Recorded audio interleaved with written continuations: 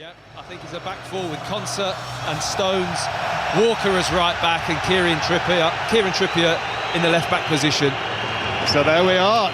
It's not three central defenders. And how much of a gamble is this? As England kick off here in Dusseldorf with the sun shining down, it's fired forward out for a throw into Switzerland in their left back position.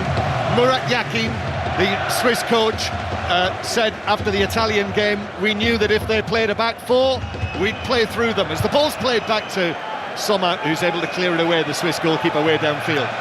Yeah, I mean, it's quite a confident statement from the manager, isn't it?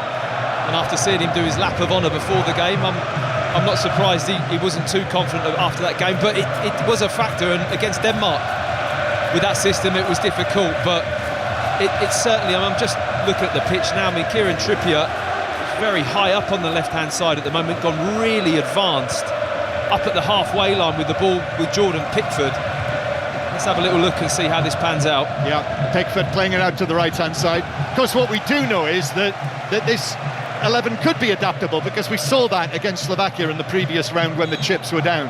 It's out of play for a throw-in to England, who are attacking, playing from left to right as we look from high up here on the dugout side of the ground.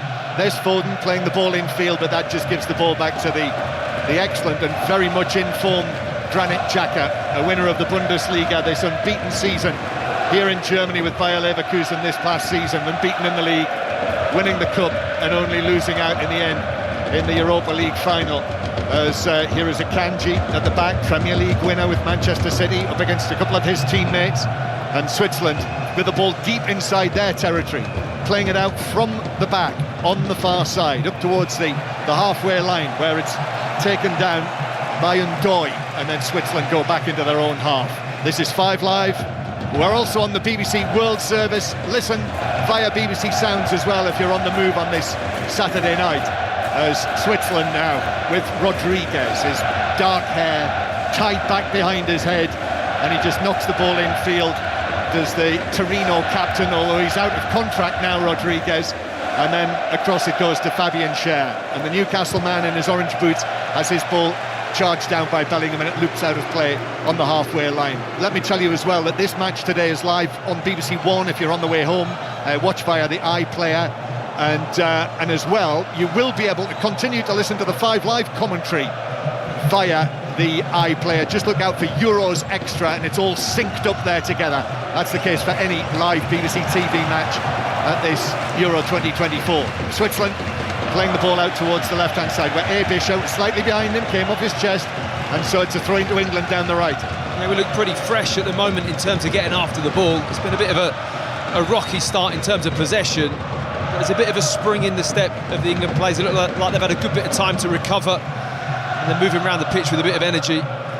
Well, it's been an interesting few days in terms of what the system would be, and here we are watching it now, and it is pretty much the same as before, just the one change, and actually the back four with Konsa coming in, a straight swap with Gay. Here's Kobbie Mainoo. Mainoo now out to Saka on the right-hand side.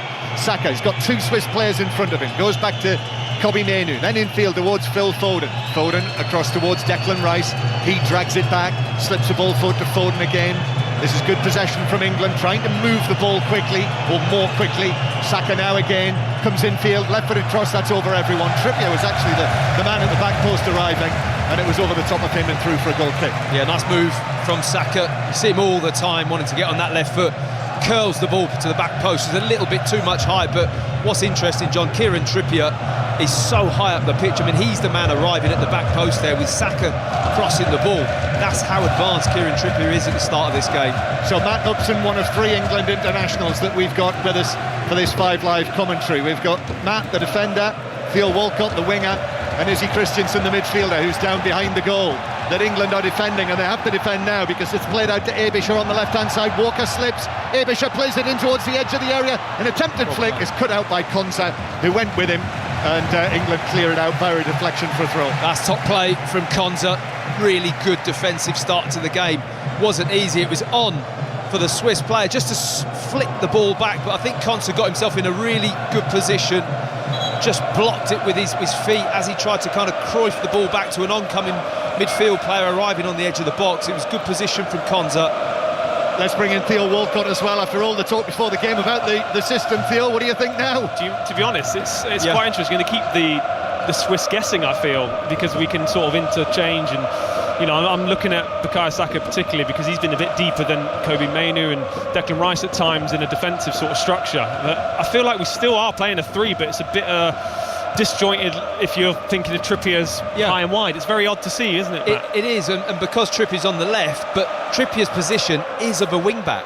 So it's interesting that he's kept Trippier on the left-hand side. It's completely thrown playing us. Saka on the right, and it could well... at the moment, it does look like a back 3, but Kieran Trippier is playing left wing most of the time. He's that advanced up that side that you feel he is just dropping those 3 centre-backs in, with Saka on the right still, keeping him in that position. Yeah, right at the moment, very much a back 3, with Trippier almost as in the advanced left wing. So the ball with John Stones. Here is Konza towards the left-hand side.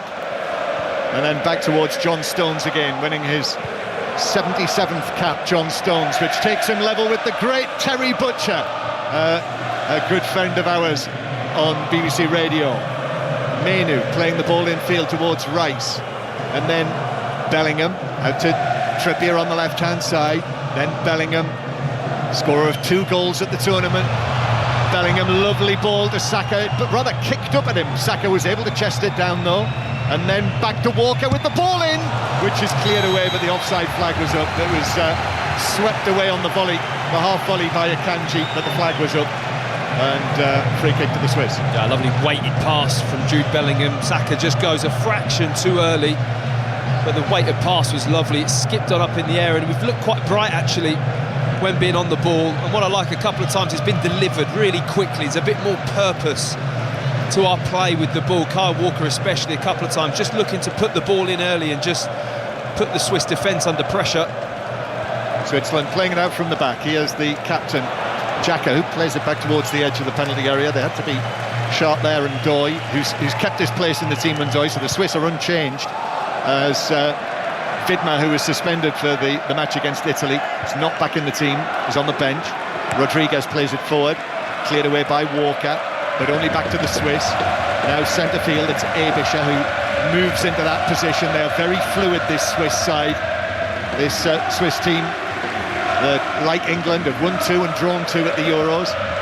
Now on the right-hand side, and Doy takes on Trippier, and Doy's ball across is cleared away by Mainoo, just arriving back there in the nick of time on the edge of the 6-yard box, left-footed out for a throw. Well, it's a little taster of what a powerhouse Ndoye is. I watched him play more central down the middle. I think it was a game earlier on in the tournament. He absolutely shrugged off and left the centre-back with pace for dead. I mean, scored against Germany. That's right, and he just showed there to Kieran Trippier. He faces you up 1v1. Not only has he got that sharpness of movement, Theo, but he's got the strength as well. It was a nice move from him, wasn't it? Really interesting to see. That really just made me smile then, because I know it was against England, but it was an old school winger sort of movement. He's gone on the outside instead of the inverted wingers who like to come inside. He just said, I'm going to get at you straight away. Next time he gets the ball, Trippier's going to drop off him. You're asking the question of the fullback at times, and it's really good to see. He's got great pace and power. Akanji just knocking the ball forward towards Xhaka on the halfway line, then back to Akanji, and to his right to Fabian Schär, who goes for the long crossfield pass towards the left-hand side. Vargas is there, is able to get it down. Walker goes tight. Vargas taking on Walker, right-footed cross, headed away by Konza, did well, but it's come out to the Swiss. Ball on the right-hand side, back towards Freuler, inside the area, then back out towards the right flank. In comes the cross, that's headed away by John Stones on the edge of the 6-yard box. Harry Kane is back there, and then Xhaka is able to get a touch on that, and the Italian referee, Daniele Orsato, says, play on. Daniele Orsato might be his last match before retirement in this quarter-final. And you can tell already, the movement, the way that the Swiss are playing, this is very much out of the playbook that we've seen from them at the tournament. Do you know what's really fascinating to see as well? I've had the pleasure of playing with Granit Xhaka on the ball now, and he's a dictator. He dictates the sort of the time.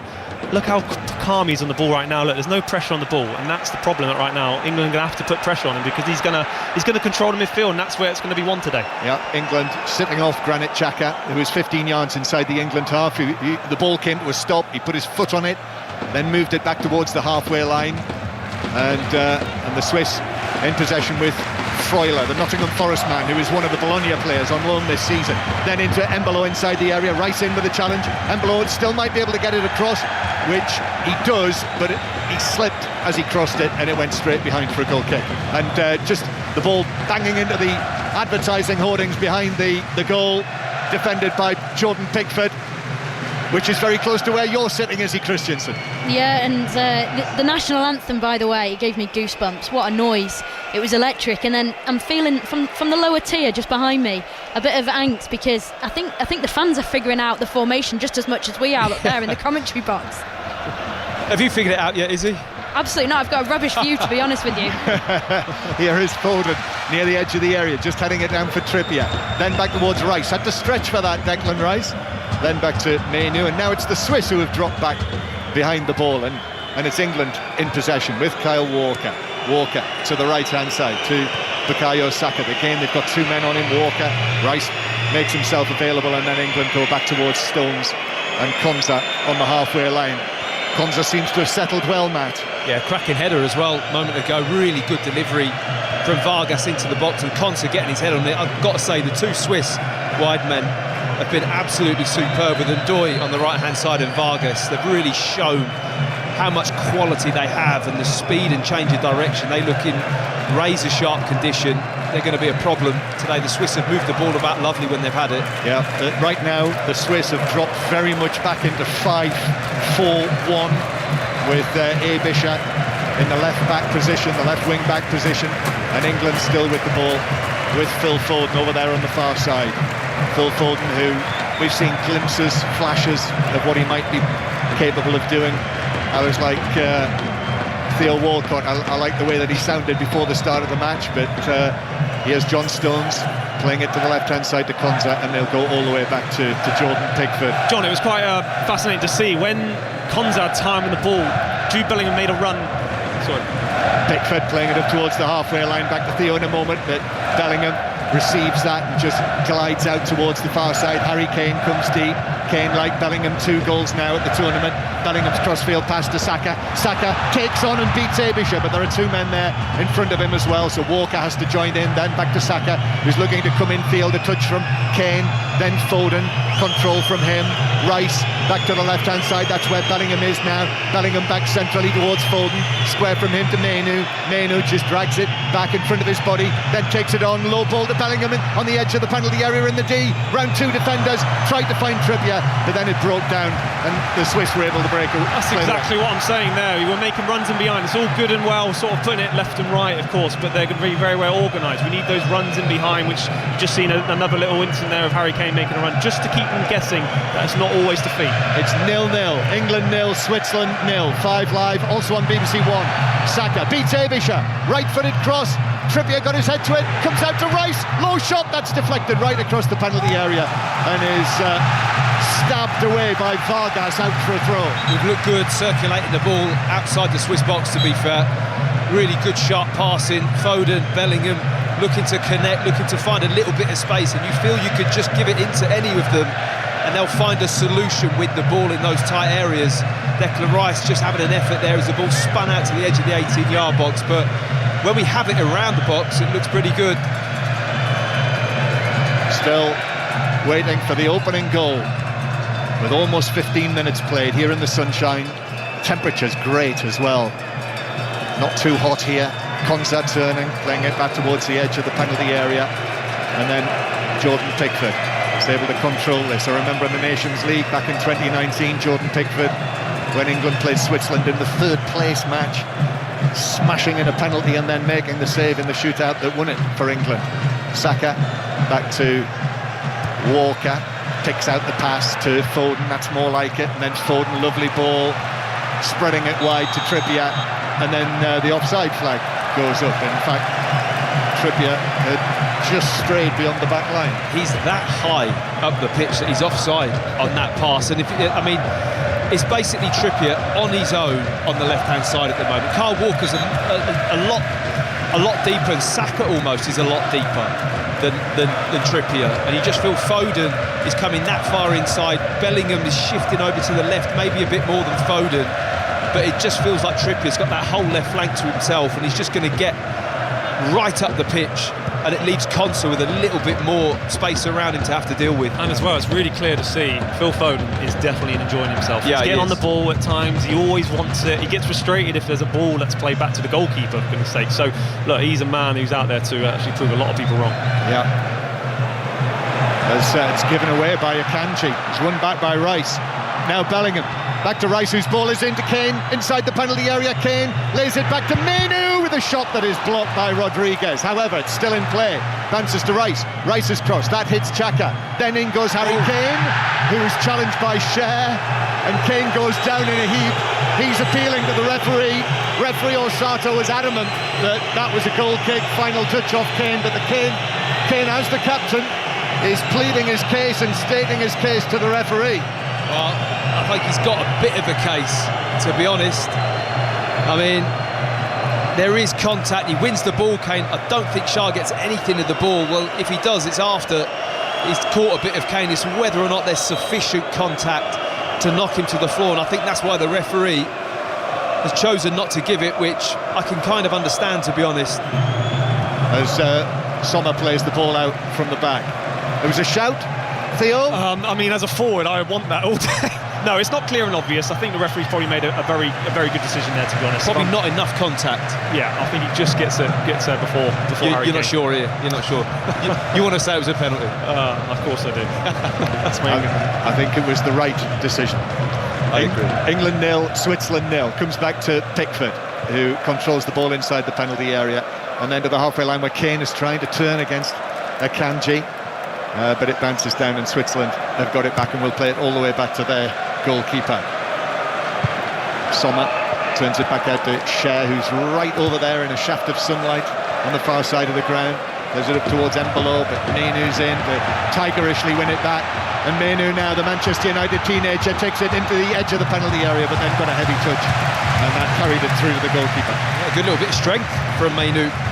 Really shrugs off Embolo as he had a bit of a loose touch of the Swiss centre forward, and it popped back into midfield, and he got his body in there and went, no, this is going to be mine. Rode the challenge, and he's got a lovely kind of change of pace, Kobbie Mainoo. When he gets that little stride away from somebody and he toes the ball towards the goal and he gets after it, he really is dynamic with his movement. Not many people are going to reel him back in.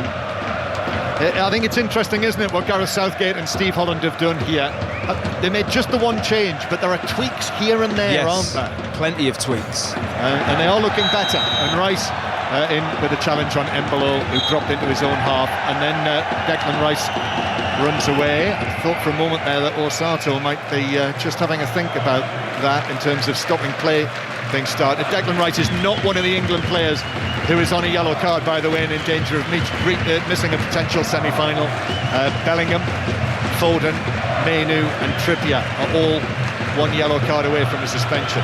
Here is Freuler towards the left-hand side. Embolo back to Freuler inside the box. Walker was able to just move in alongside him, clears it into the Swiss player Freuler, who then fouls Walker, and it's a free kick to England inside that penalty area. He does well. Kyle Walker gets his body in the right side. Nice play from the Swiss link-up, and Freuler, who has been a real goal threat in this tournament. He's a midfield player that loves to arrive in the box. He's actually in great goal-scoring form. He just gets kind of manoeuvred out of the ball by Walker, who then wins the foul afterwards. He didn't show of his best, did he, when he was at Forest? No. For that season, that difficult season.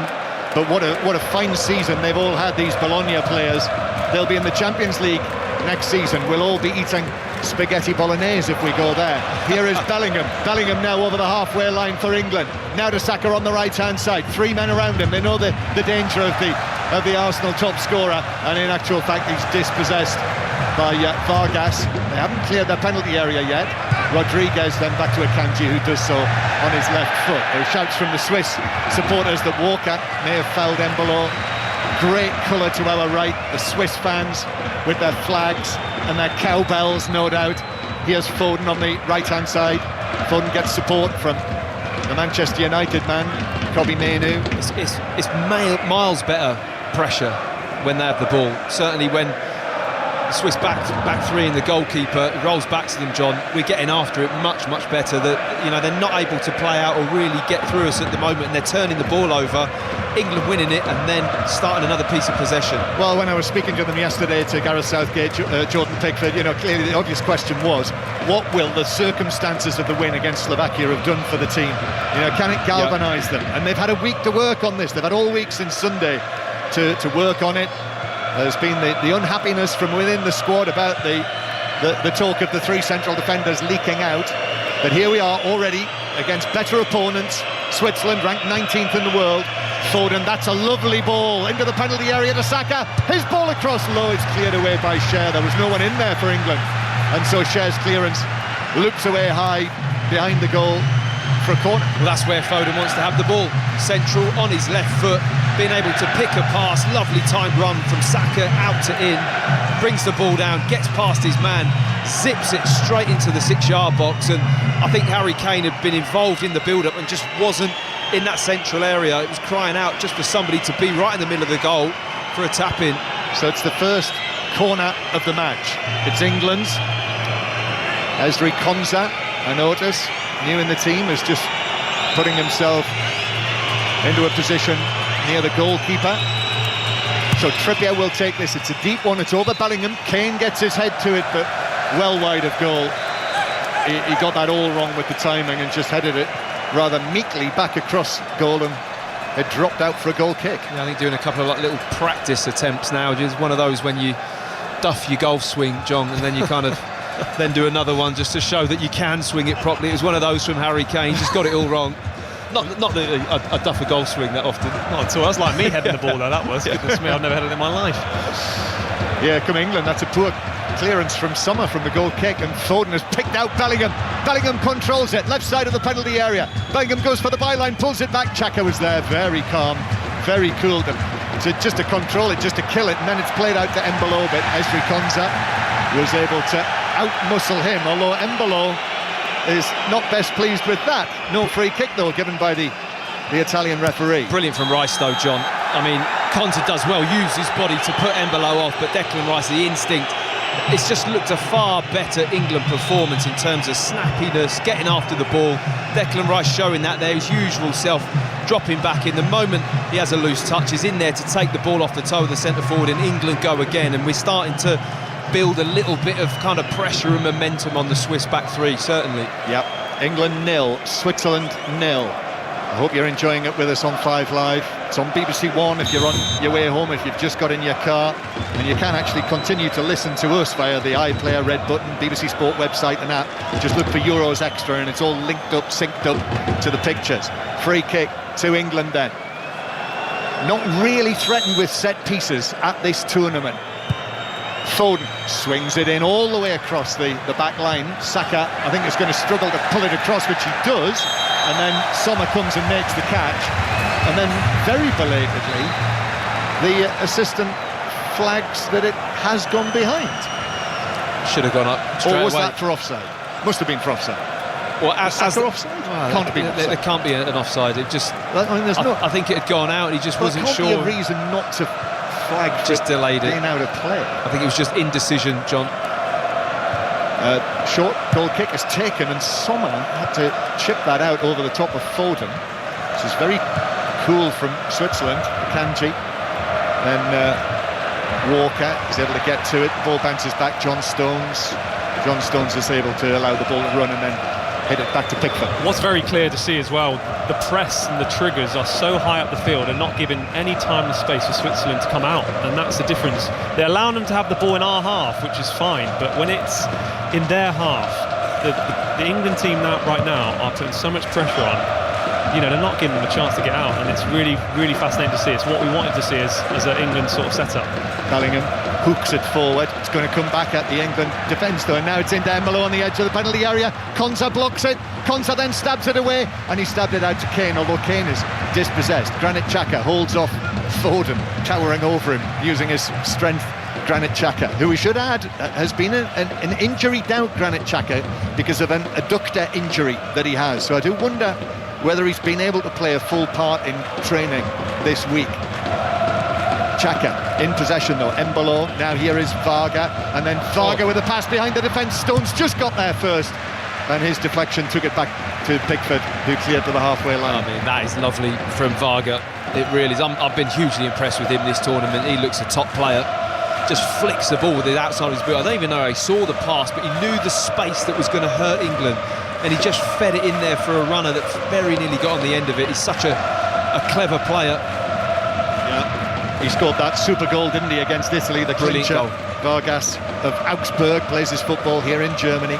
Here's Xhaka, and here he is again, Vargas, towards the edge of the penalty area, bounces off him, and then Kobbie Mainoo is challenged, and that's a foul which is very much disputed by Granit Xhaka, who perhaps you won't be surprised to hear, listeners, is one of the Swiss players who is one yellow card away from suspension. Down to pitch side, Izzy Christiansen. Yeah, that interception from John Stones was right in front of me. It was such an important toe he got on the ball, because there is no surprise that man that you just mentioned there, Granit Xhaka, when he gets the ball fizzing around, he can cause problems, but high concentration from John Stones and Konza right in front of me. So far, excellent job from them.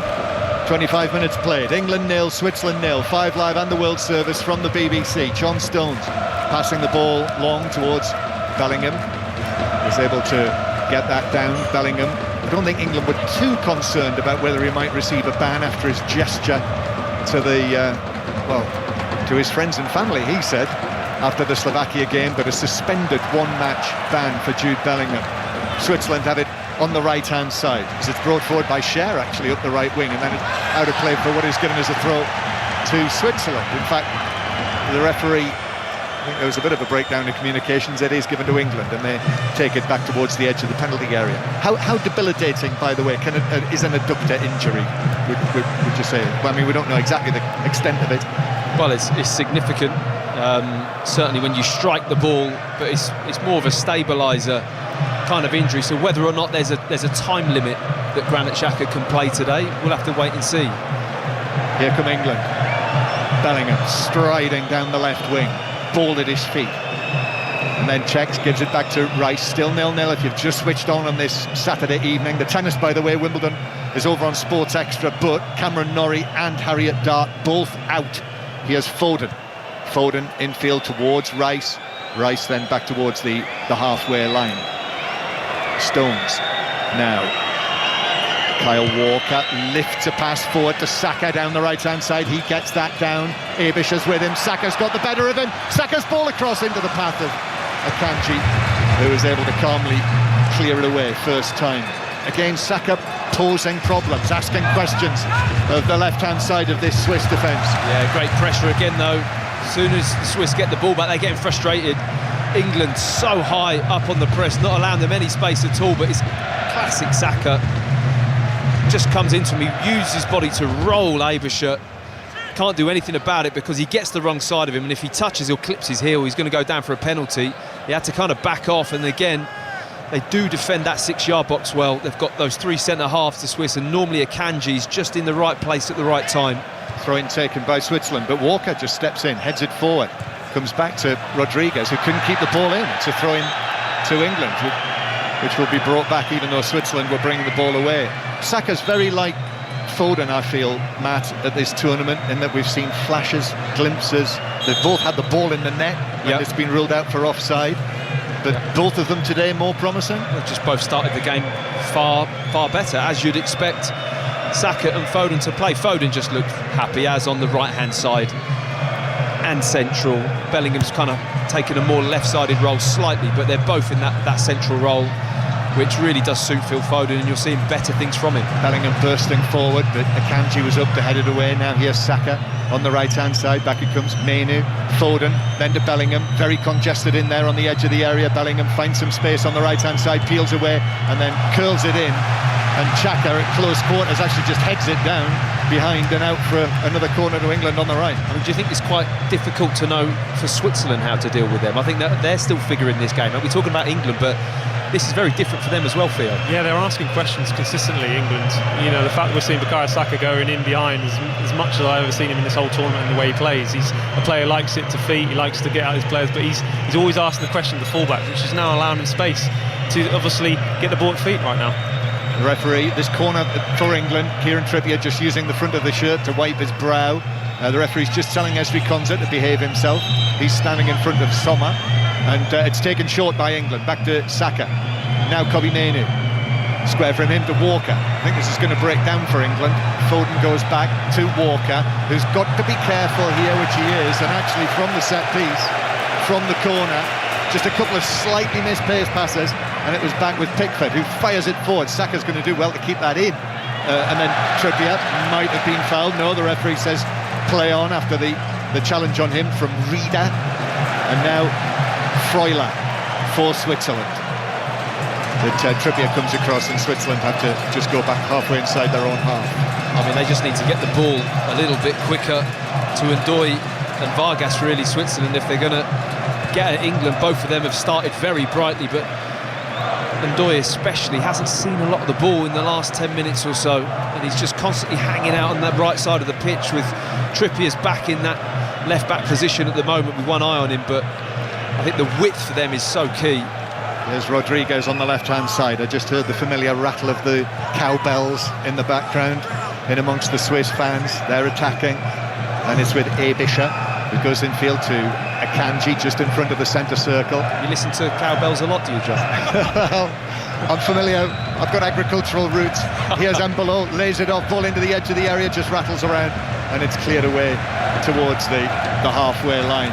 It would have been a great atmosphere. One thing I did at this tournament was actually walk from the centre of Dusseldorf to this stadium, which is about 3 miles along the River Rhine, and a lovely atmosphere between the supporters, I can imagine, today in the sunshine with all of the cowbells. Right. You didn't do that. You did that today? No, I didn't do it today. I did it ahead of the France-Belgium game. So that wasn't on Gary's schedule? Yes, Rodriguez with the cross, goes all the way towards the far side. England have got to be careful here. In comes the cross to the near post. That's cleared away rather awkwardly by Konsa. Comes out to Bellingham, who gets the ball under control, and Bellingham now all on his own. Sets off on a run up the left-hand side, and then is leaned into by Cher, who knew that Bellingham was past him.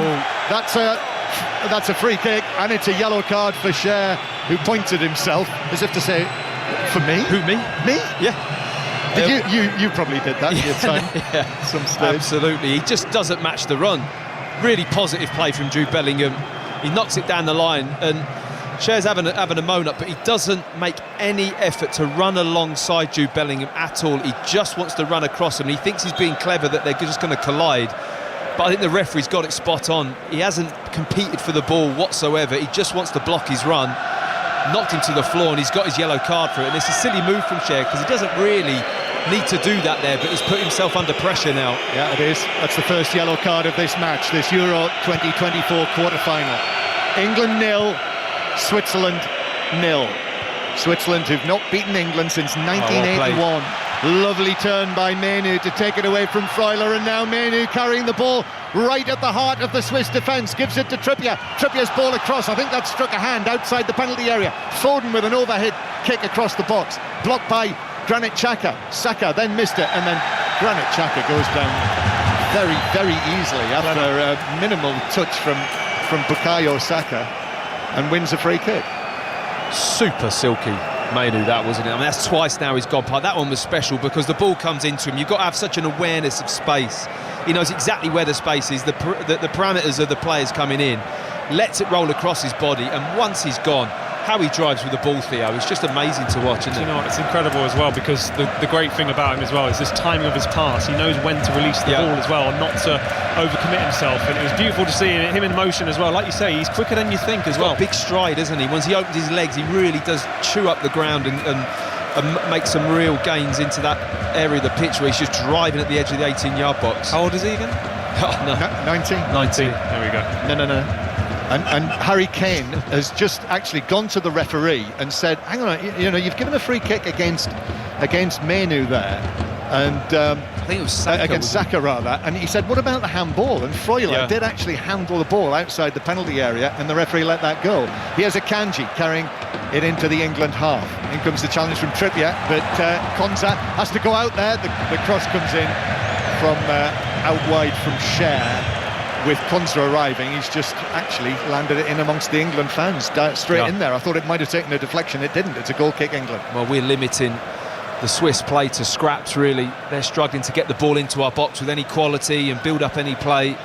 It's been very impressive from England in the last 15 minutes, John, I will say. Yes, but of course, what do you need to do in a knockout match? No, you do. When you're on top. You do, but it's, baby steps.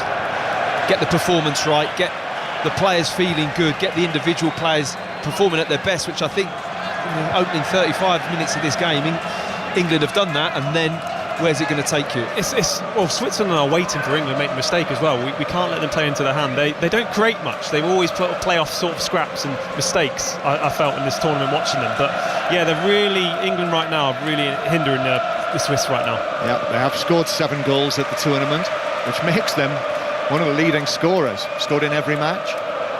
Knocked out Italy, drew with Germany, but did draw with Scotland. The 1 point that Scotland got in the group. Rice bringing it forward. Trippier now with the first time pass. He was looking for the run of Bellingham, but it was just intercepted by Cher. So there might be some spaces here at the back for Switzerland, but no, Konza's able to step forward, does well. Then gives it to Bellingham, who's still out on the left-hand side. Bellingham rolls in field, beats his man. Still Bellingham now powerfully across the field from left to right. Then rolls the pass to Saka. Saka's left-footed ball into the area. It's allowed to run by Bellingham, but it just deflected off his leg as it went, I think, through his legs and through to the goalkeeper. Well, every now and then you just see a silky move from Jude Bellingham. They just pop up in the game, and that was one of a little kind of Maradona turn, then a scoop of the foot, a step. I mean, I don't even know. I can't describe what it was. All I know is it was good. And then he offloads the ball. I mean, he's just such a surge of energy, isn't he, when he does that? And then he needs a minute or so just to settle down, regather, so he can go again, John. And it reminded me of a Zidane, that sort of turn. Zidane would glide with the ball. He's got that upper body, isn't he? That just able to move, and he's so smooth with it. Yes. You went all Ron manager there, didn't you? I did. Here is Freuler to Granit Xhaka. It's still 0-0. England 0, Switzerland 0. And actually, despite all of this promising play, I look at my list of goal-scoring chances for either side. Yeah, I haven't made one. There's not a list. There is no list. Null. Switzerland with it on the right-hand side. So they are proving to be quite well matched, and they do carry a threat. We can see that from the Swiss. That's for sure. Embolo slips, unfortunately for him. So Stones back to Saka, and then Walker inside the box. Didn't clear it and is being forced to take it away into the full-back position, which he does now launch it high into the air, and it drops out of play on the halfway line next to some Swiss supporters down there in the old-style tracksuit tops, red with the white trim, and Swiss written across the back. Throwing to Rodriguez, and then back to Akanji, who takes it into his own half. Half-time is fast approaching. We're in the 38th minute. It's flown by. It has. Akanji, then up towards Embolo. 7,000 England fans officially inside the ground here, but the red and white flags are draped in every section of the ground, apart from where all of that splash of red is over the 2 tiers, with sun shining on them there. I mean, the 2 players, in terms of Konza and Mainu, the more inexperienced level, have been excellent in this first half. Kobbie Mainoo in the middle of the park has been absolutely brilliant, in out of possession, and Konza's been very solid as well. Excellent from Foden there, but it breaks down on the halfway line. Embolo, then to Freuler. Freuler just allowing the ball to roll across to his right. He's got Ndoye out there on the right-hand side, and Ndoye now up against Trippier, takes him on. Then Rice comes across and forces Ndoye. Forces the error, just knocks it past Rice, but straight through for a goal kick. 0-0. It's going to need that on that side this afternoon. It's going to need Declan Rice. As soon as Ndoye faces Trippier up one-on-one, he has to get himself across there like he just did then, because he's such a handful physically that it's very difficult to stop for Kieran Trippier. He just needs that support over there. They've clocked that though, haven't they? They are aware of that. I think so, yeah. So it is goalless, and Pickford will take this goal kick. It's a long one, looking for Harry Kane, lands on his back as he leans into Rodriguez, and the ball bounces to Akanji, who gives it back to goalkeeper Sommer. So Akanji now in possession. What an excellent signing he's been for Manchester City for only £15 million, remember, part of the treble winners last season. and that further success this season. And Akanji receives it again and walks it out of the penalty area, but Harry Kane just arrives in front of him. So out to the right-hand side to Cher, playing in the same part of the pitch as his Newcastle United teammate Kieran Trippier, who actually, for the time being, has dropped back. Trippier on the left-hand side, Shaw on the bench again. Long pass forward this time for Embolo to chase, but Walker gets there first. Now Saka back to Kyle Walker, who's got space. Pickford wants it, so Walker with his right foot just knocks it back into the penalty area, and then Pickford out towards the left-hand side to Ezri Konsa, winning his 6th cap for England. Oh, Rice almost slips. That could have been big trouble, but he was able to recover and give it to Mainu. And now Kyle Walker is over the halfway line and moving infield, then through the middle to Phil Foden with his back to goal, back to his Manchester City teammate Walker. Rice allows it to run over there towards the left-hand side. Then it comes back to Walker, who hits a high pass to Rice, who didn't have much chance with that, but was able to head it back to Ezri Konsa. Into the last 5 minutes of the first half, and still it's 0-0, and still neither goalkeeper has been extended. Stones in front of his own penalty area, then back to Jordan Pickford. Konsa just backs away and then returns the ball to Pickford, who will pass it out to Mainu, and then Mainu back to Pickford, who side foots it back into the left full-back position. Still in their defensive third. Konsa actually goes for the long pass up towards Harry Kane, who's beaten easily in the air by Akanji. Rice, though, plays it to the left-hand side to Bellingham. Now Rice, and then back it goes into the back line again. What England have done, though, we talked, didn't we, about the space for Bellingham and Foden, and the two of them have very much found their own space here, with Foden mainly on the right-hand side. And Bellingham happy to be on the left and work that channel when he needs to and pick up the areas on the far left side of the pitch now on the ball, and it suits. It's actually working well. They're keeping that distance apart so that they're not overcrowded and making life easy for the Swiss midfield just to deal with them. So, still waiting for the first attempt on target. England have had 3, according to the facts and figures here. Switzerland have had 1. And it is 0-0. Konsa.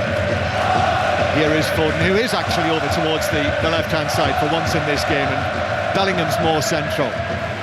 Rice. Now John Stones again. Stones, who had his knee very heavily strapped after the Slovakia game, but is okay to continue this run of starting all of the matches in Gareth Southgate's 4 tournaments. Quarter-finals or beyond in all 4 of them. No other England manager's done that. Here's Saka now. He's able to find a position to shoot, but that bounces away off Cher to the halfway line and out of play for a throw-in to England. Yes, Gareth Southgate just appearing down below us in that cream short-sleeved shirt, his 100th match as the England manager. It is quite a milestone, that. Only the 3rd man to do it. If they don't do it tonight, almost certainly the end of the road, or he'll have become the first man to take a team to 3 semi-finals as the England manager. And right now, it does very much have the feel that this could go all the way. Rice picks out the pass to Kyle Walker. Mainu comes short, but there's John Stones on the halfway line again, and Stones through to Foden, arms whirling, first time back, pass to Rice, now via Konsa to Trippier on the left flank. Feels like with this formation today, with Trippier pushing forward, the substitutions will be very, very important for England later in the game. Foden, and then Bellingham comes short. A great deal of discussion about how sparingly Gareth Southgate has used his substitutes. Foden, now to Stones, still in the central third. Here's Walker on the right-hand side. And then back to John Stones. Bags of possession now for England. Saka. But the pace and the intensity isn't quite there at the moment. There's moving the ball quickly. Here's a man who can do that. Foden helps it onto his left to Rice, but then Rice is forced to check back. Does the full 360 degrees. Walker, Switzerland just sitting off England. Saka now on the right-hand side, 2 men with him. Saka takes on Abisha, takes him on again into the box, puts it across. Mainu with a chance, but in comes the sliding block, which put it wide by Xhaka. It's a corner to England. And he fell rather awkwardly there, Granit Xhaka, but I think he's okay. His teammates helping him back to his feet. Yeah, Abish is in trouble. when he gets one-on-one with Saka. I mean, it wasn't really on for Saka to go on the outside. There was 2 players in that area, but such as how Switzerland been doubling up on him, I think he just thought, I'll give it a crack.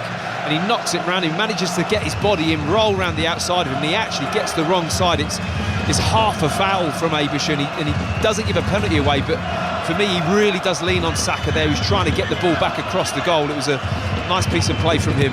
Big breath from Foden. Then in comes the corner, too close to the goalkeeper. A left-footed in-swinger from Phil Foden.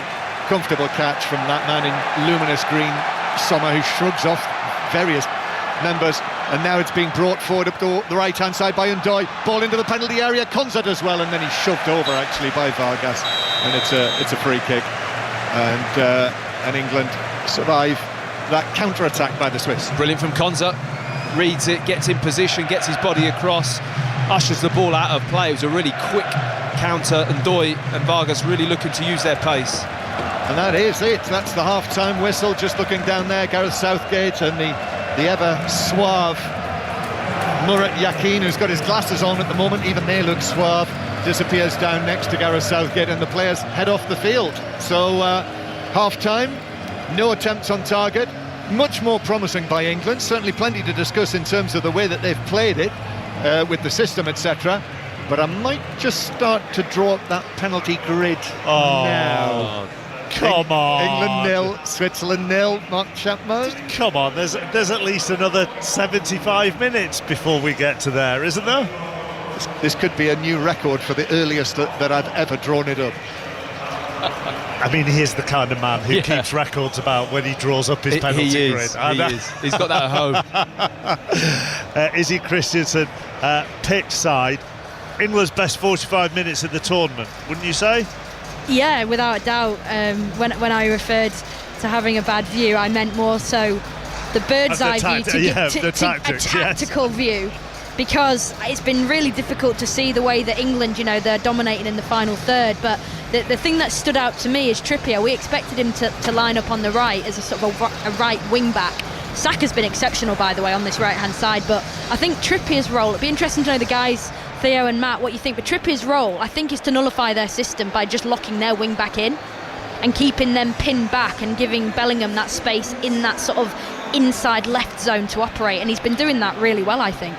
Yeah, it's like we said as well, is having that balance of a bit more defensively, structurally. Matt was saying during the game where Declan actually needs to help him a lot more, which you're picking Trippier for his strengths defensively. You're not really picking him sort of going forward, and now we're asking him another job, Declan, to help out on him. But it's allowing, like you say, Jude Bellingham to really express himself, and Phil as well. They're playing with so much freedom, so much energy and enjoyment. They're getting so many touches on the ball as well. They're keeping this sort of England team ticking as well, and they're starting the press, and they because they're in that sort of space, they're allowing themselves to recover, and they don't have to actually sort of work together defensively as well. So they're getting the balance right. It's just one of those things. There's not been very sort of clear opportunities right now to see, but look, I think we'll be very happy going into this half. But I'd like to see Harry Kane get a bit more involved, but he's occupying the centre arse, I'd say, particularly well, to allow Phil Foden and Jude Bellingham that space. I was going to say, by occupying them, and if he has dropped a bit, there have been a couple of times where over the top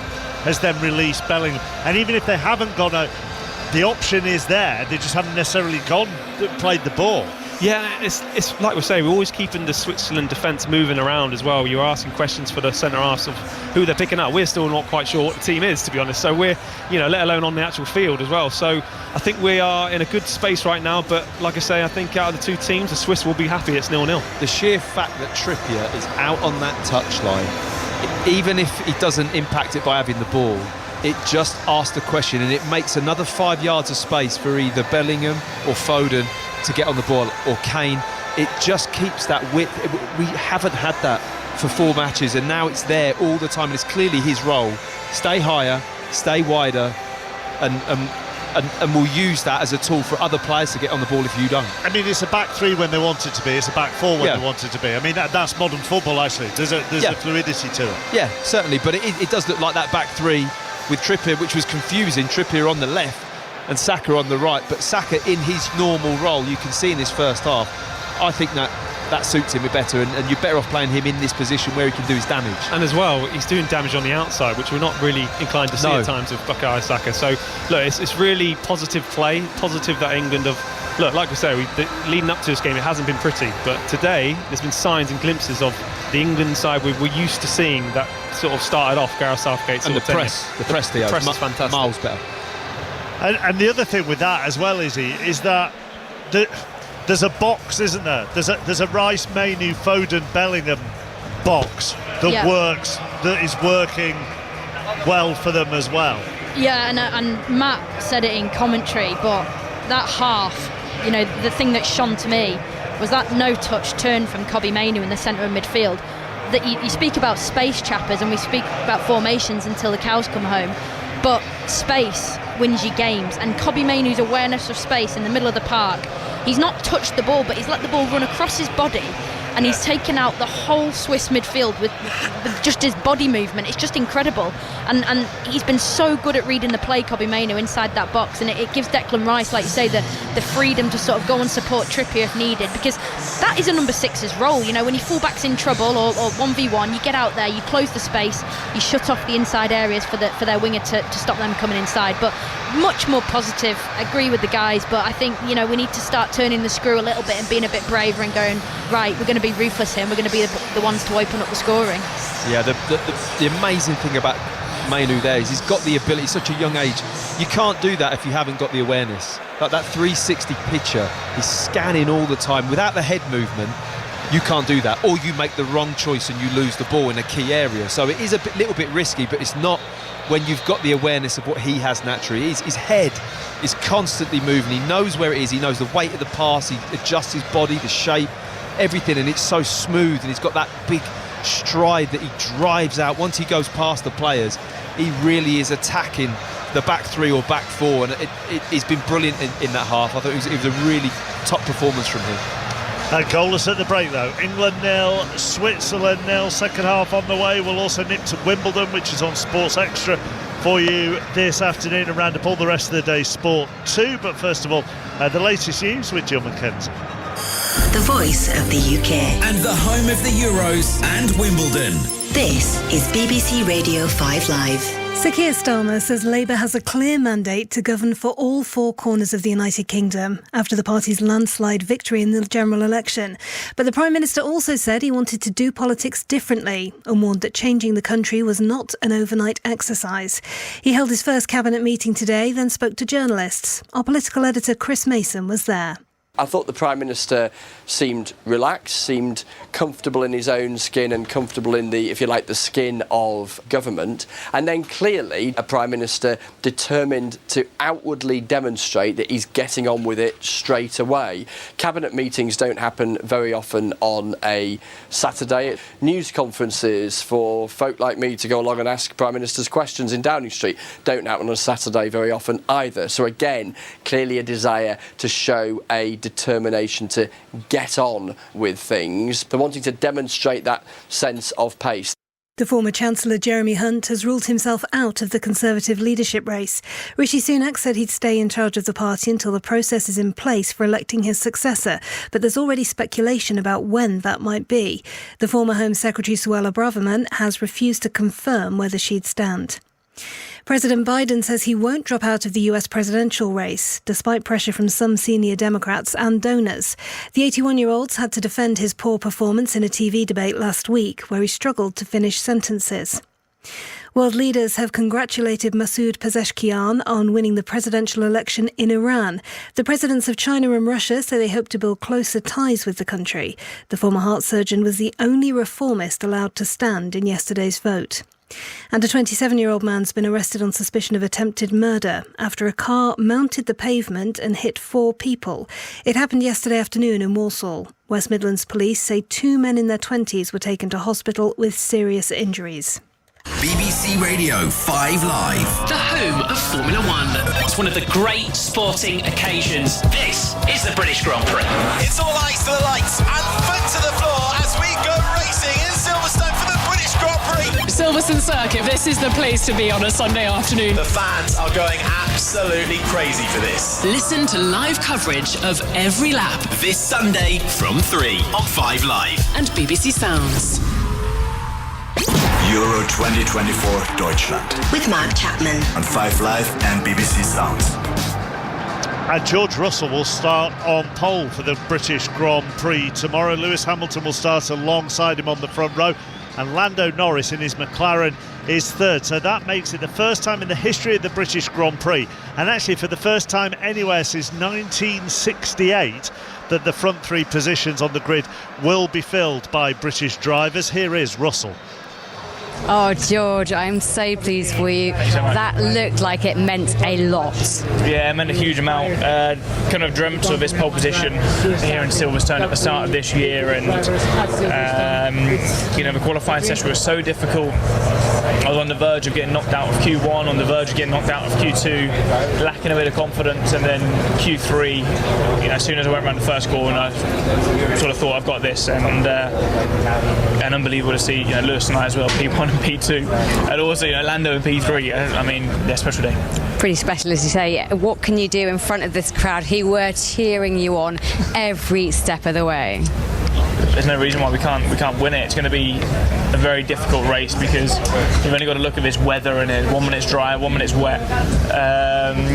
We've got to be alive to the situation, but we're in prime position to take it. Jenny Gow with the questions, racing full here on 5 Live tomorrow from 3 at Wimbledon. Today, defeat so far for Cam Norrie and Harriet Dart, with details of both those matches and everything else that's happened. Here's Russell Fuller.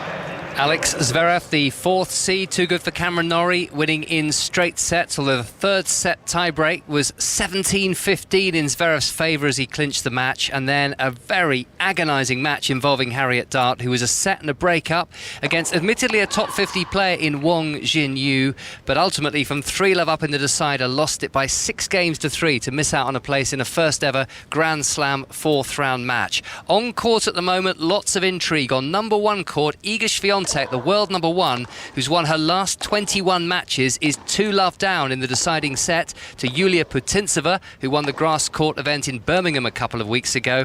And on centre court, the runner-up of the last 2 years, Ons Jabeur, is going to need to win a second set tie-break if she is to stay alive against last year's semi-finalist Elina Svitolina. That's having lost the first set by 6-1. Sports Extra if you want to listen to the tennis this afternoon. In the rugby union, today England's men beaten by New Zealand by 16 points to 15. Australia beat Wales 25-16. Deep into the second half in Pretoria, currently South Africa 20, Ireland 8. New Zealand's women's miserable tour so far in the cricket continues, beaten by 59 runs by England in the first T20 international. And the odds-on favourite City of Troy, trained by Aidan O'Brien, ridden by Ryan Moore, took the day's big race, which was the Coral Eclipse at Sandown. So the winners of this game here, which is goalless between England and Switzerland, will take on the winners of Netherlands-Turkey, which is this evening's quarter-final in Berlin. Ian Dennis and Chris Sutton will be your commentary team for this one. I suppose the big question is whether either side can repeat what they did in the last 16, because both teams, Ian, put in their best performances of the tournament in those games. Yeah, they certainly did. The Dutch had 50 touches inside the box against Romania, and Ronald Koeman has said that this is the level. I do worry about, I was in Leipzig for when Turkey beat Austria, and when that final whistle sounded, they were just dead on their feet, and had it gone to extra time, I think the Austrians would have won. Matt Upson was alongside me for that game, and of course they've got 2 players coming back from suspension, but they've lost 3 because Demiral has been given a 2-match ban. So basically, Chris, it's the big question, I suppose, then, if you follow Ian's train of thought, is how quickly they've been able to recover. Yep, I do get that. They put so much into the win against Austria, but with the support they have, you talk about Chananolu, the captain, coming back into the team. I think they'll go again. They'll leave it out on the pitch. I think this is a game where both teams, they have attacking players. I think that the Dutch actually absolutely demolished Romania. They hit their strap, so I expect goals. I mean, I was at the game last night. Absolutely dreary, the French game was, getting over the line against Portugal. I don't see that being this type of game. I think that the Turkish support has been phenomenal, and they'll be buoyed by their win against Austria, and they can go again against the Dutch, who will attack. Yeah, I mean, you can't see Turkey being anything other than entertaining, can you, on what we've seen so far? No, and even at the end of the game against Austria, that save from Gunnar, but they have that threat on the counter-attack. We're mentioning the left back, Kadioglu. I mean, he gets the team up the pitch. They've got young, talented players. Everybody talked about Gula. Yildiz on the other side, on the left-hand side, coming in on his right foot. They have talented players who, on any given day, can hurt the opposition. Hence, why I expect goals and this to be a really entertaining game. So Ian and Chris will bring you Netherlands against Turkey a little bit later on. That's an 8 o'clock kick-off. England already back out. Bukayo Saka and Phil Foden coming out, arms round each other's shoulders as they came out. Izzy Christensen, obviously they aren't going to make any changes, England, they're all out there. So, but what will be interesting, John Murray mentioned it in commentary, the bigger picture actually of just how the substitutes are used in this, because of how well they've played in that first half. So when they do come on, in what roles are these subs going to be? And also the left footer on the left, whether that then becomes an option later on in the half. Yeah, and I don't think we can expect any changes from Gareth Southgate within the next 15 minutes. I think he'll wait until at least beyond 60 minutes to see how the second half shapes up. But the thing that's standing out to me, England might need a bit of pace on the pitch, and Jared Bowen, Anthony Gordon perhaps, somebody to stretch the play and just be that spark to run in behind, because sometimes football's simple, just play long, runners beyond and get bodies in the box. I know what you're all waiting to find out is whether he's done his grid or not. Yeah, I'm a man of my word. So we're ready for the start of the second half. England 0, Switzerland 0. England with Pickford in goal. For the most part, Walker, Stones and Konza as three central defenders, with Trippier pushing forward on the left, Saka on the right, Rice and Mainu in the middle, Foden, Bellingham and Kane. Referee Osato blows his whistle, and the Swiss, in this strange-ish red and maroon combination, get us underway. England white shirts, blue shorts and white socks. The Swiss also, as they started the match, so Sommer in goal, Cher, Akanji and Rodriguez there, three central defenders, and Doy and Ebisha, the wing-backs, Freuler and Xhaka in the middle, then Rida, Vargas and Embolo. So first minute of the second half, what are you looking for now, Matt Upson? More of the same, more pressure. Can they turn it into better opportunities? I think that's the big question, but certainly being as difficult as what they have been to play against in the first half is going to be key, just to not allow the Swiss to have any rhythm at all. Yeah, from an ideal point of view, Gareth Southgate clearly will have wanted a goal or two from the way that they played in the first half, but they haven't come. They've found it quite difficult to prize the openings, but overall the level of play has been much more positive. Here's Foden inside his own half, pulling the pass right across the pitch to Konza. Then here's Bellingham. Bellingham just moves smoothly past Ndoye, and Bellingham still going, opening his legs, playing it across, but just intercepted. Kane was in the path of that, but Akanji got his heels to it. Rice now.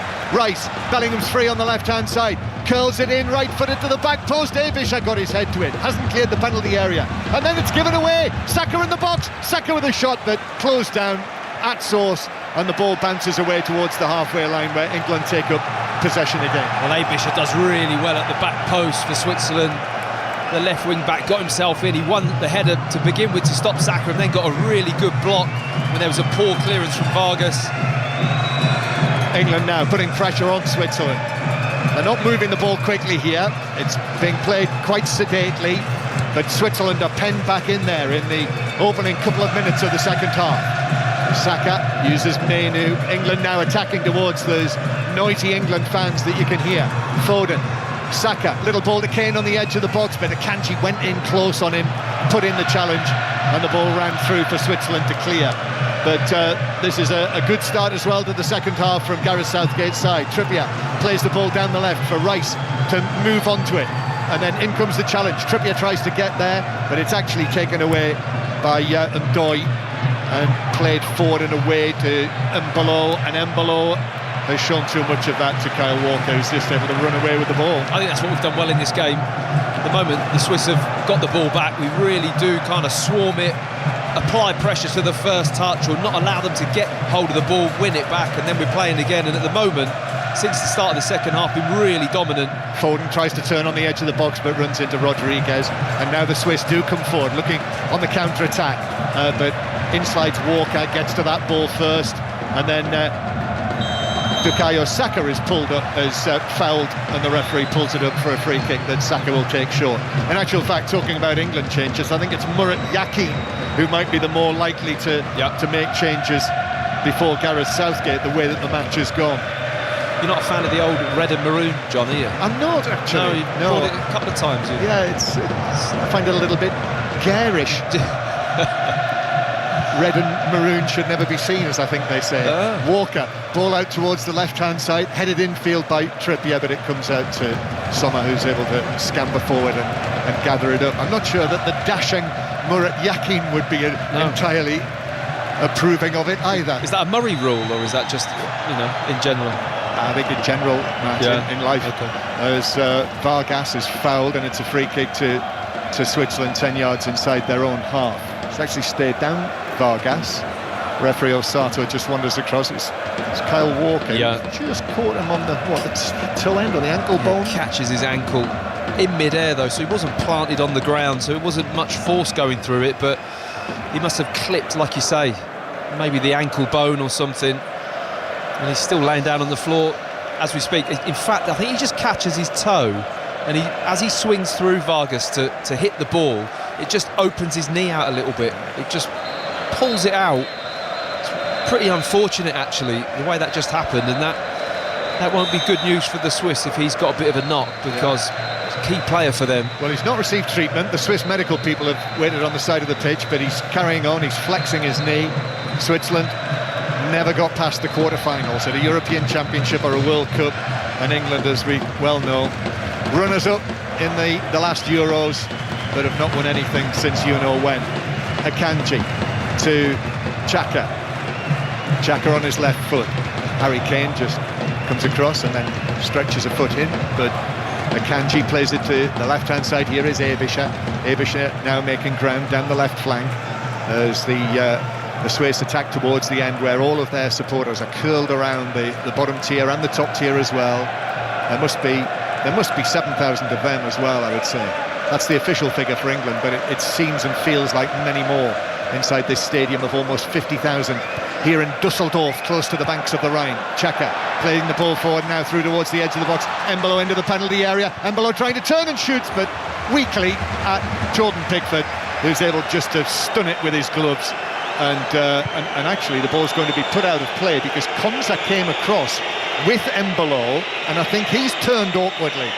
Yeah, Embolo's such a physical handful. Really does try and use his body here. It's nice play. Eventually they get a couple of passes off into space, and Konsa's tracking his run diagonally all the way across the 18-yard box, and Embolo just bounces him with his body to try and shrug him and roll him at the same time inside onto his right foot. And I think the follow-through of a swipe of the ball, he just makes contact with his right foot on the ball, Embolo, and the follow-through goes all the way into Konsa's knee and really does just scrape across the front of his knee. Hopefully it's just a kick more than a twist, which would be a lot more damaging. He didn't need treatment, so he's back up. England 0, Switzerland 0. 5 Live, BBC Sounds. If you're on the move, listen to 5 Live. And Sports Extra, that's where Wimbledon is right now. Full-time in Pretoria. It's finished South Africa 27, Ireland 20. And the British Grand Prix is on 5 Live tomorrow as the Wimbledon coverage continues. The Euros daily as well, the football daily at the Euros. Hope you've enjoyed that during the tournament. All the reaction to whatever unfolds over the course of the next hour or so will be on there in the morning and every morning. As England now with Menu is very, very congested, uses Saka. Saka wriggles away, pulls the ball back, but straight at Xhaka. And actually there's an offside flag there up against England and a free kick. Matt Upson. Yeah, so far they've defended those situations well, the Swiss.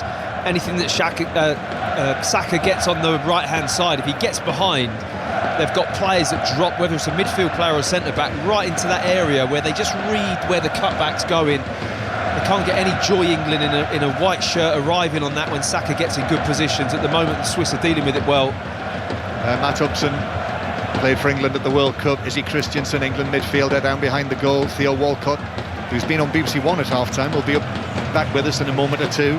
As are the matches on BBC One. You can actually choose to continue to listen to the 5 Live commentary with the pictures. You'll find that on the iPlayer, the Red Button, BBC Sport website and app. As Konza is challenged and goes down, and that's given us a free kick to England just in front of where Gareth Southgate is standing. Well, that's another thing that a back three allows you to do. Konza, who's sticking to Embolo like glue at the moment, is able to go all the way into the other half of the pitch with him. You've got your other 2 centre-backs which will narrow in and fill your hole, and you can just go all the way and get as tight as you want, and he's doing that with Embolo when he's dropping deep. As England take the free kick back into their own half, still sun shining on this great grey rectangle here in between the River Rhine and the busy airport, Dusseldorf Airport, very close to where we are. We can see the planes occasionally as Walker passes the ball straight into Vargas. Seems okay, bounces to Saka though, but Saka loses it and it's just knocked out of play by Rodriguez for a throw into England on the halfway line. And the throw-in is taken to Foden, who couldn't pull it down, so the Swiss have got it in front of their own penalty area. Cher, he hits a long pass. Vargas caught that on his knee and it almost bounced for him. Freuler joins in. Walker went with Vargas, now Ebischer. Here's Granit Xhaka, but Foden's excellent. Foden comes back in and whips the ball off the toe of the Swiss captain. Well, Vargas, I thought, was going to get the wrong side of Walker there. If the ball had just been a little bit more in front of him, I think his first touch would have got behind Kyle Walker. Luckily, it kind of checked back and he wasn't able to get in behind. Throw in after Menu tried a whipped pass down the right-hand side. That was just intercepted by Ebischer. Went out for a throw. You can also listen as well to our live commentaries on most smart speakers. Just ask BBC Sounds to play Radio 5 Live. Throw in that Walker takes in field. Rice has got to get to this, but the referee helps England out by saying he hasn't taken it in the right place. Or was something else happening? I think maybe he was talking to Granit Xhaka. Maybe so he just wasn't ready for the restart, possibly. I couldn't see too much wrong with that. Rice was struggling there, wasn't he? Yeah, he was. For a moment or two. So it is an England throw. England throw over there on the far side, in the shadows of the stand. But Walker is still waiting to take this. And the Swiss are saying, come on, are you going to take it? Takes it to Kane. Akanji is so tight with the England captain there, and then is felled by him, just a little tug. Free kick, well defended though by Akanji, who then pits the ball straight into the referee. It's a free kick. And the referee turns to Akanji and says, how was I supposed to get out of the way of that? So what am I supposed to do about that? You blasted the ball at me. That was a great Italian gesture, yeah, wasn't it? Mamma mia. Spending too much time in an Italian restaurant. Are we? Do you think so? Here's the ball up towards Embolo, then back to Xhaka. Rodriguez joins in on this on the left-hand side. England have got to defend here. In it comes from Rodriguez. Embolo couldn't get a clean header on that. Konza did well. Just got himself in the way of Embolo, and in the end it was straight at pick. Well done, Ezra Konza. He's defended crosses well so far in this game. He's got his body in the right place. It's not an easy one. You can easily go too far past the ball as a centre-back there. He's had to really stand his ground, because Embolo's a big lad. Really big frame on him, strong upper body, and he stood his ground well, Konza. England with possession on the right-hand side. England trying to follow up last Euros achievement of going all the way to the final at Wembley. Last time they reached the semi-final in the European Championship on foreign turf was back in 1968. England win a free kick. Rice then infield towards Phil Foden. That was Alf Ramsey's England back then in 1968 as the world champions. Here's Bellingham now to the right-hand side to Saka. Saka running at Ebischer, but not at pace. Back to Bellingham again. Bellingham now all the way across to Declan Rice, who had to be quick there and just take it away from Fabian Rieder. And then John Stones is able to receive the ball, give it to Foden, deep lying position. Foden with a pass. Trippier heads it across the box, but Kane wasn't going to reach that. Akanji comfortably was able to head it down and away, and it's out of play for a throw into England. I like the idea from Trippier though. It comes across on the head and he thinks, I'll just punch it back across, as almost like as a headed cross. into Harry Kane. It was a difficult one to get it right, but nice idea from Trippier. There's still an element of frustration though here, because England are playing better but still not really creating much. No, not creating at all at the moment, it has to be said. I mean, the possession's better, the press is better. We look more of a team, John, and it looks more joined up, doesn't it, in terms of how we're playing, but we're not creating too many chances. Walker now to the right-hand side, Bukayo Saka. Saka back to Kyle Walker. England are getting men into the penalty area, but there are so many red and maroon shirts in there. Saka clips it in. Now that's easily headed away by Xhaka on the edge of the box. Here's Embolo, who loses out, but the ball runs to Akanji, and Akanji whips it forward, and Ndoye's on the chase here.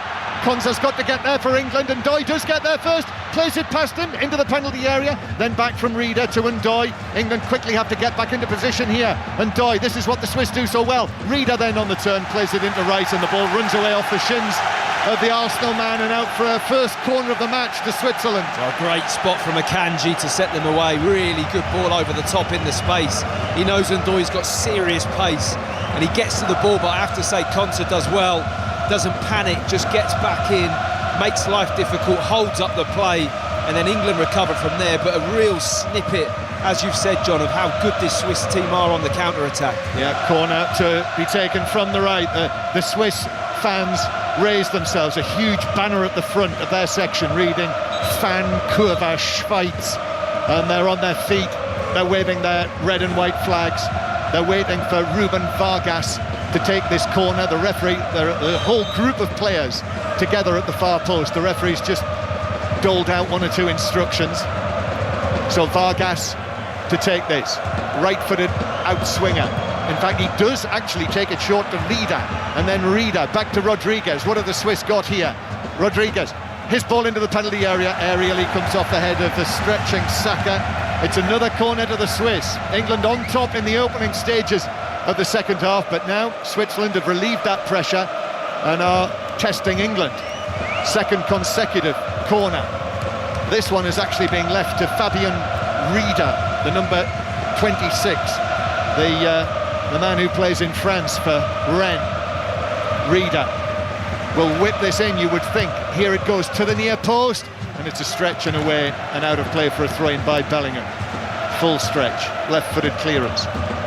Switzerland take the throw, back to the captain, Granit Xhaka, who just volleys it back to the halfway line. Foden chasing and chasing. Rodriguez, who actually has to pass it back to goalkeeper Sommer. It's not been a game of top-quality set plays so far, has it? Neither team really looking or even feeling like they're going to threaten on a corner or a wide free kick. It just doesn't look like they've got the delivery or the players in the box to go and head the ball.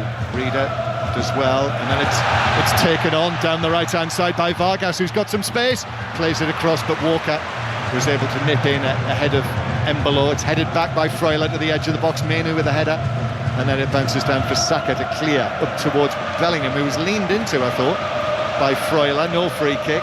In on the challenge, Trippier. Switzerland just playing around England here. Freuler again. Freuler away from Kane. This is more promising suddenly from the Swiss. They look sharp. In comes the cross. It's deflected to the edge of the box. Well, Foden's got to be careful there. He was in on a 50-50 with Cher and just got to it first. Yeah, good passage of play from Switzerland. They've been on the back foot since the start of this second half, but they're just getting into it. They're using the right-hand side a lot with Vargas out here, wanting him to cross the ball or try and get at Trippier or Konsa. Now Switzerland are going to make a couple of changes. Murat Yakin, who's slipped on a cashmere pullover, is just shaking hands with them. Switzerland with Freuler. Freuler out to the right to Vargas. Vargas running at Trippier. England are being tested here. The Swiss noise levels are increasing inside the stadium here in Dusseldorf. Now on the right with Ndoye, but then just flicks it back towards Cher. And then Cher to Granit Xhaka. Once again, the Newcastle man, the central defender. Great moments for Newcastle with Trippier in the Champions League this season. And now Ndoye on the edge of the box. He's on his left foot, then does play it square though. Rodriguez is there. Rodriguez, experienced, 120th cap for him to the left-hand side. Meno is able to leap in, win the ball. Harry Kane now, and then he's fouled. Kane, Abisha with a challenge on the England captain. Free kick to Gareth Southgate's side, 10 yards inside their own half. They very nearly got the shot off on goal they wanted to there, Switzerland. It just didn't quite pan out for them. Couldn't get enough space just to get a clean hit on goal. I think it was Reeder looking to use his left foot to wind it up, and England just having to hold that 18-yard box line, and the midfield players get out, put enough pressure to stop any efforts on goal, and they've got a nice free kick just to slow the game down a little bit while the Swiss make some substitutions. Theo Walcott's back up with us. What are your thoughts, Theo, right now? Yeah, well, to be honest, I'm still breathing, actually trying to get up here, because there's a few steps, isn't there? There's quite a few. To be honest, there seems to be a pattern. I'm making my way back up here, but it seems that the England team have started to get a bit more fatigued, a little bit more. The pressure doesn't seem to be as much at this moment in time. But look, there's still not very clear and obvious sort of chances. But England need to start getting hold of the ball again, start to get Phil Foden and Jude Bellingham into the game. Look, it's one of those situations that always happens in tournament football. At some stage you're going to be put under pressure, and right now Switzerland are putting England under pressure, and they're going to have to get out the other side right now. 5 Live, BBC Sounds, live from Dusseldorf, Wimbledon on Sports Extra. England 0, Switzerland 0. And Matt, Ruben Vargas has had to come off. He's been substituted, and Fabian Reeder as well, with Vidma and Zuba coming on. So maybe that was the result of that little problem that he had. I think you're right. I think that is the problem, and it's a shame because he just tweaked his knee. So England now come forward after Switzerland make the 2 changes. Trippier, Foden on the left-hand side. Foden's left-footed cross. Konsa trying to get there, but it bounces away from Bellingham. I beg your pardon. Bellingham stretching for it, and as he did so, it came off the defender, and that is an England corner. And Bellingham now trying to whip up the England fans behind the goal. The referee disagrees, I think. I think maybe the assistant has overruled that. Yeah. And it's a goal kick. Yeah.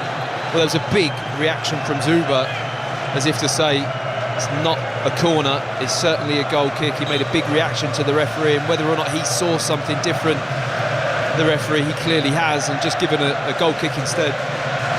Straight swaps as well, with Zuba coming into the Vargas position, number 14, and Vidma has come on the right, as I say. Vidma, who was suspended for the win against Italy in the round of 16. Let's go down pitch side again behind Jan Sommer's goal to Izzy Christiansen. Yeah, I had a fantastic view of that cross from Foden on that left-hand side. He's so intelligent, isn't he, Phil Foden? The dink ball to the back post, and Jude Bellingham was very, very close to getting on the end of that late third-man run that we saw in the first game when he arrived in the box. But England are turning the screw. You got to think they've got to score while they're on top. Yeah, and with that change, here's Granit Xhaka, 0-0. Xhaka playing it square. Rodriguez allows it to run across his body onto his left foot. Rodriguez's cross is headed away, a cross goal by Konsa. He hasn't cleared it yet, headed further away by Stones. Then the volley on the edge of the penalty area was snatched at really by Abisha, who puts his hands on his head. It really whizzed away high and wide by 5 or 6 yards. So it's a good left-footed cross from Rodriguez, though. Left side centre-back puts it in a dangerous area. Embolo's not attacking the ball. Konsa heads it up in the air, and then England have to get bodies out to put pressure on the volley from Abisha on the edge of the box, which did go harmlessly wide, but the Swiss certainly really trying to press in as well. Both teams are pretty much equal at the moment, John. It's really kind of a level playing field, isn't it? Could go either way, this. Yeah, really is tight. 0-0, and England in possession with Konsa. Slipped from Stones. Embolo was there with him, and Pickford now does clear long and left-footed. This is a right wrestling match between Kane and Akanji. It's a yellow card for Kane. Harry Kane is booked. He's not one of those players who is on a yellow card, but the England captain, that's a series of wrestling matches that the two of them have had, and Akanji went down holding his face, Matt. Yeah, I've just seen the replays. Doesn't look a yellow card to me. I think Harry Kane puts his arm up to kind of put his whole arm around him, and does his elbow slightly catch the side of Akanji's face. Yes, but he's not, you know those ones, John, where a centre forward has a look and then punches an elbow back to catch someone. It's nothing like that. He just gently catches him. He's trying to manoeuvre himself out. And that's coming from a centre-half right now. I thought it was a little bit harsh. I thought it was a little bit harsh. Yeah, I would say it's a bit harsh, to be honest. It's one of those, I feel like the referee probably needs to make a booking at some point, and it was an easy decision for him. But yeah, I feel like it wasn't a yellow card. It's one of those. I don't think the forward gets that as a foul. No, well, like I say, both players are wrestling, aren't they? And he's just trying to manoeuvre himself out of that situation. Yellow cards are wiped after the quarter-finals, in case you weren't aware of that. We'll have commentary coming up on the other semi-final in this half, the other quarter-final in this half of the draw. Netherlands-Turkey. Ian Dennis and Chris Sutton are in position in Berlin. But 0-0, and here is Zuba chasing onto the ball down the left-hand side into the England box. He's done well. He's given it back to Ndoye, who's changed position now. Ndoye onto his right foot. It could open up. Ndoye still going. Kane puts in the challenge inside the area, and then Kane is still in possession. Then he's challenged by Freuler, and then he clears it away up towards Foden. Well, they needed him there. I really thought it was going to open up for the opportunity to shoot for Ndoye. Well, England needed Declan Rice. That is a fantastic piece of defending from Declan Rice. I mean, to move his feet as quickly as what he did, Ndoye is super sharp. He just wanted to get half a yard in the pitch to unleash his right foot. It was a great angle to be shooting from, and Declan Rice matched him all the way, just didn't give him half an inch to get a shot off. Brilliant play from him. This is better from Switzerland again, 0-0.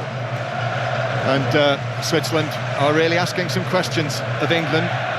It's still very, very little in terms of clear opportunities. Shot from Embolo, shot over from Ebischer. Nothing more in the second half from England. You know that graph you drew up at half-time? Yeah. I think that's a wise move, John. Might be coming into play. It could well be. Yeah, that's the benefit of experience. I mean, does substitutions change that though, John, for you? Are you looking at it right now and thinking you're going to have to maybe make a decision because Switzerland are on top, and as well at times when you make a substitution it can just sort of disjoint the Switzerland sort of structure. Yep, you'd think it would be coming. We're on to the last quarter of the match now, and Gareth Southgate yet to make a change. And now the ball on the left-hand side with Ndoye, who goes between Saka and Walker, goes down, doesn't win the free kick, ball's out of play for a throw into England. That's all it is. And referee says to Ndoye, just get on with it. So while England wait to take this throw, let's get an update from Wimbledon, from Russell Fuller. Big news, world number one Iga Swiatek, who'd won her last 21 matches, is out, beaten by Yulia Putintseva 6-2 in a deciding set, and there won't be 3 finals in a row for Ons Jabeur. She's just lost in straight sets to Elena Svitolina of Ukraine. So big news from Wimbledon earlier, if you didn't hear it. Both Cameron Norrie and Harriet Dart are out. The coverage continues on Sports Extra. This is 5 Live from the Euros. 0-0 in the quarter-final. England-Switzerland. Here's Bellingham for England, the hero in Gelsenkirchen against the Slovakians. Trippier on the left-hand side. Trippier then back towards the halfway line. Kieran Trippier did take a knock in that match. You'd think if there is to be a change, then that would be one potential area. Rice, square to Stones. Stones now points forward to Kobbie Mainoo, and then Stones takes it on himself. Mainoo might be able to do the same. In fact, no, passes Foden to the left to Foden. Foden crosses, but takes a deflection, bounces into the penalty area. Ebischer hooks it away. Then Bukayo Saka with Zuba, and then Saka, his ball in is right onto the chest of the former Arsenal man, Xhaka, who takes it down, and here is Zuba with the flowing black hair. Embolo then runs the ball. I thought it had bounced out of play. It had. It's a throw in to England halfway inside their own half. No immediate signs of movement down on the side of the pitch for England. No, I mean, I think Gareth Southgate in this tournament is. I think he's only made 2 substitutions before 66 minutes, and that is by far the least amount that any other team has made in the tournament, and we're now on 71, 72. Correct. So you feel an injection of energy, and as we've said, pace may well be a good thing. Walker might be a long way to go yet in this match. Walker then to Foden. Foden tries to pick out the pass to Trippier, stretching header away by Vidma, but Trippier is able to get round him and make sure that the ball goes out for an England throw. So we are into the last 20 minutes now. England, who were taken to extra time last Sunday, but have had so much recovery time. The winners of this will play either Netherlands or Turkey in Dortmund on Wednesday. Trippier down the line for Bellingham. Bellingham cuts it back, he's up against Xhaka. Granit Xhaka goes one way, Bellingham dummies to cross. Xhaka sticks out a leg. Oh, Bellingham sticks up a foot, and Xhaka did lean down into that. Yeah. And referee Osato says just goal kick. with Bellingham on a yellow card. Yeah, which is exactly why the referee hasn't got a yellow card out, because he realised that Xhaka did stoop low to head the ball and Bellingham had no clues there. He doesn't actually catch him in the face with his boot. It's more... Actually, I don't even think he does catch him in the face with the boot. Catch him at all. And however, Granit Xhaka does make a lot of that. I think some referees would have jumped in there. They would. I mean, look, Granit Xhaka's using all of his experience. He understands now, right now, England are starting to get back on top of the game. He just wants to slow it down. I mean, he was isolated on his own there with Jude Bellingham, and he just calmly just sort of ushered him towards the centre, sort of the corner flag. But yeah, he managed to win the foul for his team to start the process again. 5 Live, BBC Sounds, England 0, Switzerland 0. This match is on BBC One if you're on the way home after a summer Saturday out. And on BBC Sounds you can rewind, pause the commentary and go back and listen again. If you go to the stations and schedules box, go back and listen to the drama of the Slovakia match. I think it took me 2 days to recover from that, never mind England. It's bonkers, wasn't it? Yeah. Switzerland on the left-hand side with Ebischer. Granit Xhaka's available, he's always available, the Bayer Leverkusen man. Then Freuler, back to Xhaka. England have had to drop back again. Ebischer. They're on the walk forward here, Switzerland. Quite ponderous. Akanji, I've seen him hit one from distance before. Instead he goes out to the right-hand side, where it's slipped forward into the penalty area to Ndoye's ball across is turned in! 1-0 Switzerland! The ball across came off Declan Rice, and that meant that it was perfect for Embolo to slide in from close range. England are behind here in the quarter-final, and we've got just 15 minutes to play. England 0, Switzerland 1. Well, you just had the feeling that there was going to be either a mistake or a ricochet or a piece of luck. The way this game has gone, it's just been deadlocked with two teams, same formation, similar system, having a go at each other. And this is that moment. It's a cross into the box. It's a really nice slip pass. The ball comes in, but it goes through the legs of Konza, I think, and then another touch off of John Stones just takes the pace off the ball. And for once, Embolo is in a position where he gets the wrong side of Kyle Walker, and he just has a simple touch of the ball into the back post. It's 3 yards out that he taps the ball in from, but the ricochet from Stones just takes the pace off it and diverts the ball bang into the right place for him to touch it home. And Doy's been asking that all game as well. He's been putting the ball into a space to ask his forward to attack it. And like you say there, Mbola's on the right side the wrong side of Kyle Walker, and using his sort of physical presence, you can't get around him. And it's been coming. It really has been. 1-0 Switzerland lead, and time very much running out for England, who are going to make changes. Eberici Eze, Cole Palmer, and also Luke Shaw are preparing to come onto the field. So England now with Bellingham to Trippier on the left-hand side. They've struggled to create chances. Well, though, that they've played. Here is Bellingham. England are looking to him. Ball into the box. That's a diving header across the penalty area and away by Rodriguez. England have really got to go for it now. Rice back towards Trippier. Trippier plays it across. Gareth Southgate, the question will be whether he left those changes too late. Of course it will be. Here's Stones on the right-hand side. Out towards Saka. Saka through into the box. A flick by Menu, but that will just bounce through to Jan Sommer in the Swiss goal, and we'll go down pitch side to Izzy Christiansen. Yeah, I've just had a shower of beer because the England fans behind me, my notepad is now smudged. My notes from the second half are smudged. England fans understandably incredibly frustrated. I turned around and I saw a lot of pointing hands, a lot of flailing arms, and let's see what England are made of now. Yeah, can they do it again? Are they going to be able to come from behind and turn it around in the way that they did against Slovakia? It's asking a lot, Matt, in the last 15 minutes. Yeah, it's a huge amount, and the fresh legs and energy on the pitch. I mean, we've seen how substitutions in this tournament have actually really positively impacted the England team, and hopefully these three, as it looks now, are going to have that exact impact, hopefully. So Palmer, Shaw and Eza are coming on for Mainu.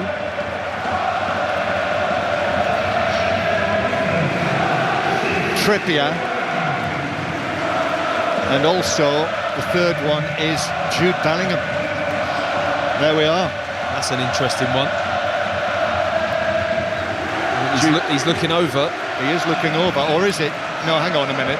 It's not Bellingham. They put the number 10 up. It's Ezri Konsa who's coming off, not right. Jude Bellingham. Okay, so Bellingham Shaw says to the referee, "What are they doing on the side of the pitch, putting the wrong number up?" I was going to say that would have been a strange move given they shot in the last game. Did they see me score last week? Yeah. Yes. Have they seen that clip? Oh, goodness me. Crikey. So Shaw has gone in that left back position. You've got Eze now in kind of the left wing back position. So Shaw left side of the back three, Eze on the left, Saka still across on the right, and Cole Palmer just in front in that midfield area. So let's see if that shakes it up a little bit and England can create some more, because that has been the one part of the game that has hugely been lacking. Here come England now after the triple change, but just over 10 minutes to play. Bellingham across to Saka. There's the overlap there from Walker. Walker into the box, but it's played out by Abisha. And now really, England have no option here but to absolutely take that handbrake off. Throw in 10 yards back from the corner flag. Saka will bounce this for Walker to take it. England have already scored from one long throw from that far side, but in fact it's taken short back towards John Stones. Here is Luke Shaw. He's playing now, Luke Shaw here, for the first time at the tournament and for the first time in a competitive scenario since the middle of February.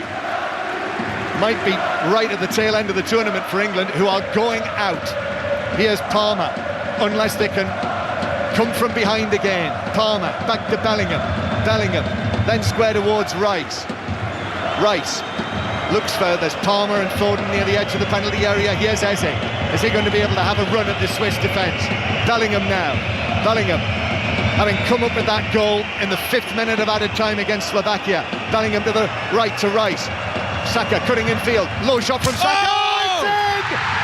What a goal! Through a crowd of players, Bukayo Saka makes it 1-1. Brilliant from the Arsenal man. England 1-0 down, have hauled it level. What a relief for all of these England supporters in the stands. And Bukayo Saka gets his first goal of the tournament. Well, when he has that touch inside, I'm looking at it thinking, there's a bit of space there. They've not got tight enough to him. I think it's Zuba that comes on, he just drifts too far.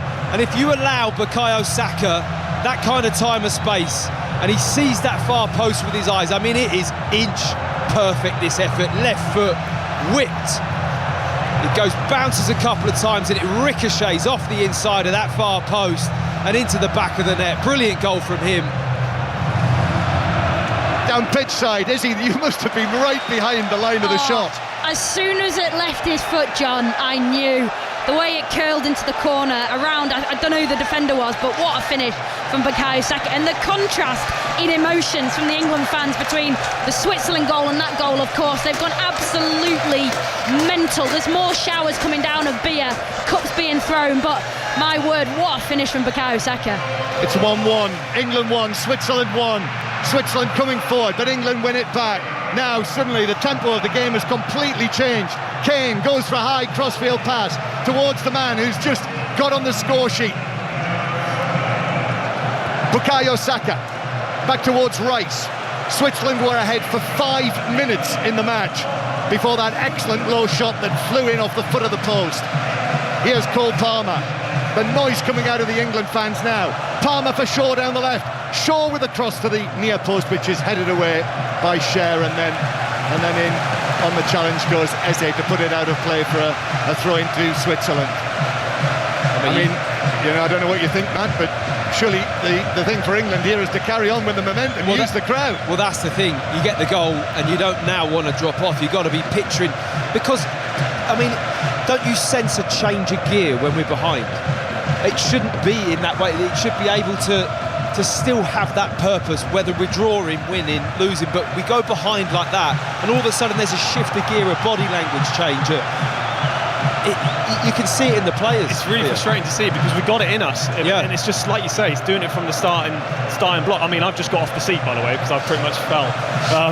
Still quite excited to see that goal, but yeah, he's on the ball again right now. Here is Saka again on the right-hand side, the Arsenal top scorer, comes in field again, and then this time plays it in, little glance, Kane, shot on the turn, that's blocked by a defender. Xhaka very coolly turns it, plays it away to Embolo, the Swiss scorer, who's put under pressure by Stones, a little foul and a free kick to Switzerland.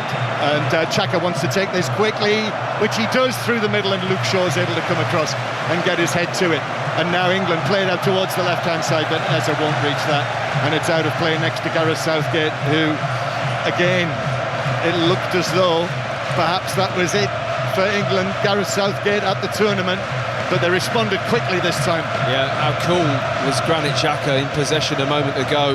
He really is calm and collected, and I just think that, you know, keeping Saka on that right-hand side has been a really good decision from Gareth Southgate. It'd been easy to... Could have taken him off. It could have taken him off, but he could also have put him onto the left to start with, because he gives that balance of a left footer in that wing-back position, which you think would make more sense, but he's been a constant threat and then rewarded with that goal coming inside the pitch on his left foot, and he's been a real danger man. Yeah, how many times we've seen him do that for Arsenal, and indeed for England. For Bukayo Saka, that's his 12th goal for England. And incidentally, not wishing to tempt fate, in the previous 8 matches in which he scored for England, England have always won. The shot timed at 116.2 kilometres per hour. Here is Zuba for Switzerland. We've now got 5 minutes to play. 1-1. Rodriguez with the cross. Embolo's trying to get there. That's headed away. Headed away well by Luke Shaw, and he's headed it out to Cole Palmer, and the Chelsea man brings it forward now. He's being pulled back there by Vidman, and then eventually the whistle comes, and it's a yellow card for Vidman. England have already taken the free kick, but referee Orsato says, no, come on, you've got to take it back. I was in the process of booking Vidman. Yeah, he made the decision to book him, which I think was the right one. It was quite a cynical foul. It was subtle, the foul he made on Palmer, but he just grabs hold of his arm and his wrist almost and drags him backwards and stops him making progress. It was a good spot from the referee. 1-1. 5 Live BBC Sounds with extra time now beckoning. Netherlands-Turkey from 8 o'clock BST. Wimbledon's on Sports Extra for now. Here's Bellingham. Luke Shaw into the action for the first time for months. Palmer wants it. Shaw gives it to Palmer, and then Shaw back to John Stones. Kyle Walker receives the ball quite centrally, Walker, and just taps it back to Declan Rice. Now John Stones again in the centre circle. This is gripping stuff here at the Euros in the quarter-final, the final minutes of normal time. Declan Rice, Phil Foden's pass to Palmer. The Swiss retreat again, deep lying positions. Luke Shaw allows the ball to run and then just taps it down the line. Foden tries to give it back to Luke Shaw. Shaw, the man who scored the England goal in the final at the previous Euros, remember. Rice, Eza's been leaned into by Akanji. He's drawn Akanji out of the penalty area. Foden gives it back to Eza, and now Declan Rice. Declan Rice picks out the ball to the far side to Bukayo Saka. He's got Abisha to run at if he wants to. No, in fact, he gives it back to the edge of the box to Bellingham. Beautiful change of feet, but couldn't get the shot in. Then it's worked forward to Bellingham again inside the penalty area. He's got Saka. Saka's cross deflected over everyone inside the penalty area and out of play for a throw-in down to our left. I'd say Declan Rice's tackling in this second half in particular has been absolutely spot on. He's gone to ground a few times, but he's got this desire and hunger to win the ball. He's timing it well, and those little turnovers in that area, feeding the attacking players once again when you turn it over, are so key to creating little opportunities, and Bellingham very nearly chopping his way through that Swiss defence. We've got 3 minutes plus added time to go. Then it would be extra time for a place in the semi-finals, a place in the last 4. Switzerland took the lead through Embolo in the 75th minute, but England equalising through that fiercely hit shot from Bukayo Saka from 23.6 metres distance. Had some power, didn't it? You already mentioned it was flying off that post into the back of the net. It went quickly. He's got a powerful left foot, and it was just tailor-made for him. The moment the recovering Swiss defender overcooked it a little bit, and went a little bit too far wide, that gap opened, and he doesn't need asking twice. No, here he is. Once again, Bukayo Saka. Walker, Foden makes himself available. Foden swings the pass towards the left-hand side. Eza gets it down against Vidma. Shaw on the overlap. It opens up for Eza, who drags his shot wide. It really did open up for him. But I think it was the old fruit machine eyes there, wasn't it? And he dragged it well wide of the near post. Exactly that. Opportunity knocked. They just opened, didn't they? And he snatched it. I mean, it was a big channel open to hit the ball. He really does drag that with his right foot well wide of the near post. He's definitely got the quality to make the keeper work from there, and should have done. Yeah, excellent work from Shaw as well. And now there's Cher. Cher has pulled back Palmer, and he's on a yellow card, Cher, and he actually miscontrolled it, pulled back Palmer. And I have a feeling that would have been a yellow card had he not been on one already. Yeah, it's more that he just kicked through the back of him, didn't he? And knocked Palmer's feet from underneath him. Perhaps it wasn't quite enough for an offence for a second yellow, but it certainly gives England a wide free kick on the left, with Foden just setting the ball up. It's in a good position. We haven't looked particularly threatening from these situations, but maybe Foden can find a delivery worthy of somebody getting the head on the end of it. So here we are inside this stadium with a brilliant atmosphere in Dusseldorf, watching Foden down below us. Left-footed free kick into the back post. Jan Sommer comes, gets a punch on it out towards Saka. England putting pressure on here. Palmer's ball in, that's headed away by Akanji. England players were going down in the box. England have committed men forward, and they could be off on the counter-attack, Switzerland. And Ndoye on the left-hand side, he's got Embolo in the middle. Zuber as well, still Ndoye. Saka gets back, and Ndoye goes for goal and gets right underneath that and skies it right across the penalty area, and it lands at the point where the Swiss supporters meet the neutrals. It's a bit like a golf swing again, isn't it? It was a little bit one of them, more in time. But I felt the pass there from Zuber was so poor out to Ndoye. It just took all the pace off the pass. It was a counter. He needed to really zip it into him, and they would have been in a much better position. But it starts from Granit Xhaka again, John. The coolness this guy has got in possession, lovely little touches and awareness of passes. He's been superb in this second half. 3 minutes to go before extra time. 3 minutes of added time. Pickford takes this goal kick. Switzerland on the edge of their penalty area. Sommer on his left foot finds the pass to Ricardo Rodriguez. Now here is Granit Xhaka again with Jude Bellingham putting pressure on him. Akanji gives it back to Xhaka, so Bellingham drops back. Zuber, Freuler. Now here's Ebischer again. Ball out on the left-hand side. Ricardo Rodriguez is still out there. Ricardo Rodriguez, who can play in the full-back position, so it's not unfamiliar territory by any means. Then Xhaka, it's allowed to run by Freuler. Rodriguez, back to Ebischer. And now Xhaka again. Akanji is available. We're into the second minute of 3 of added time. Another goal now will probably win it.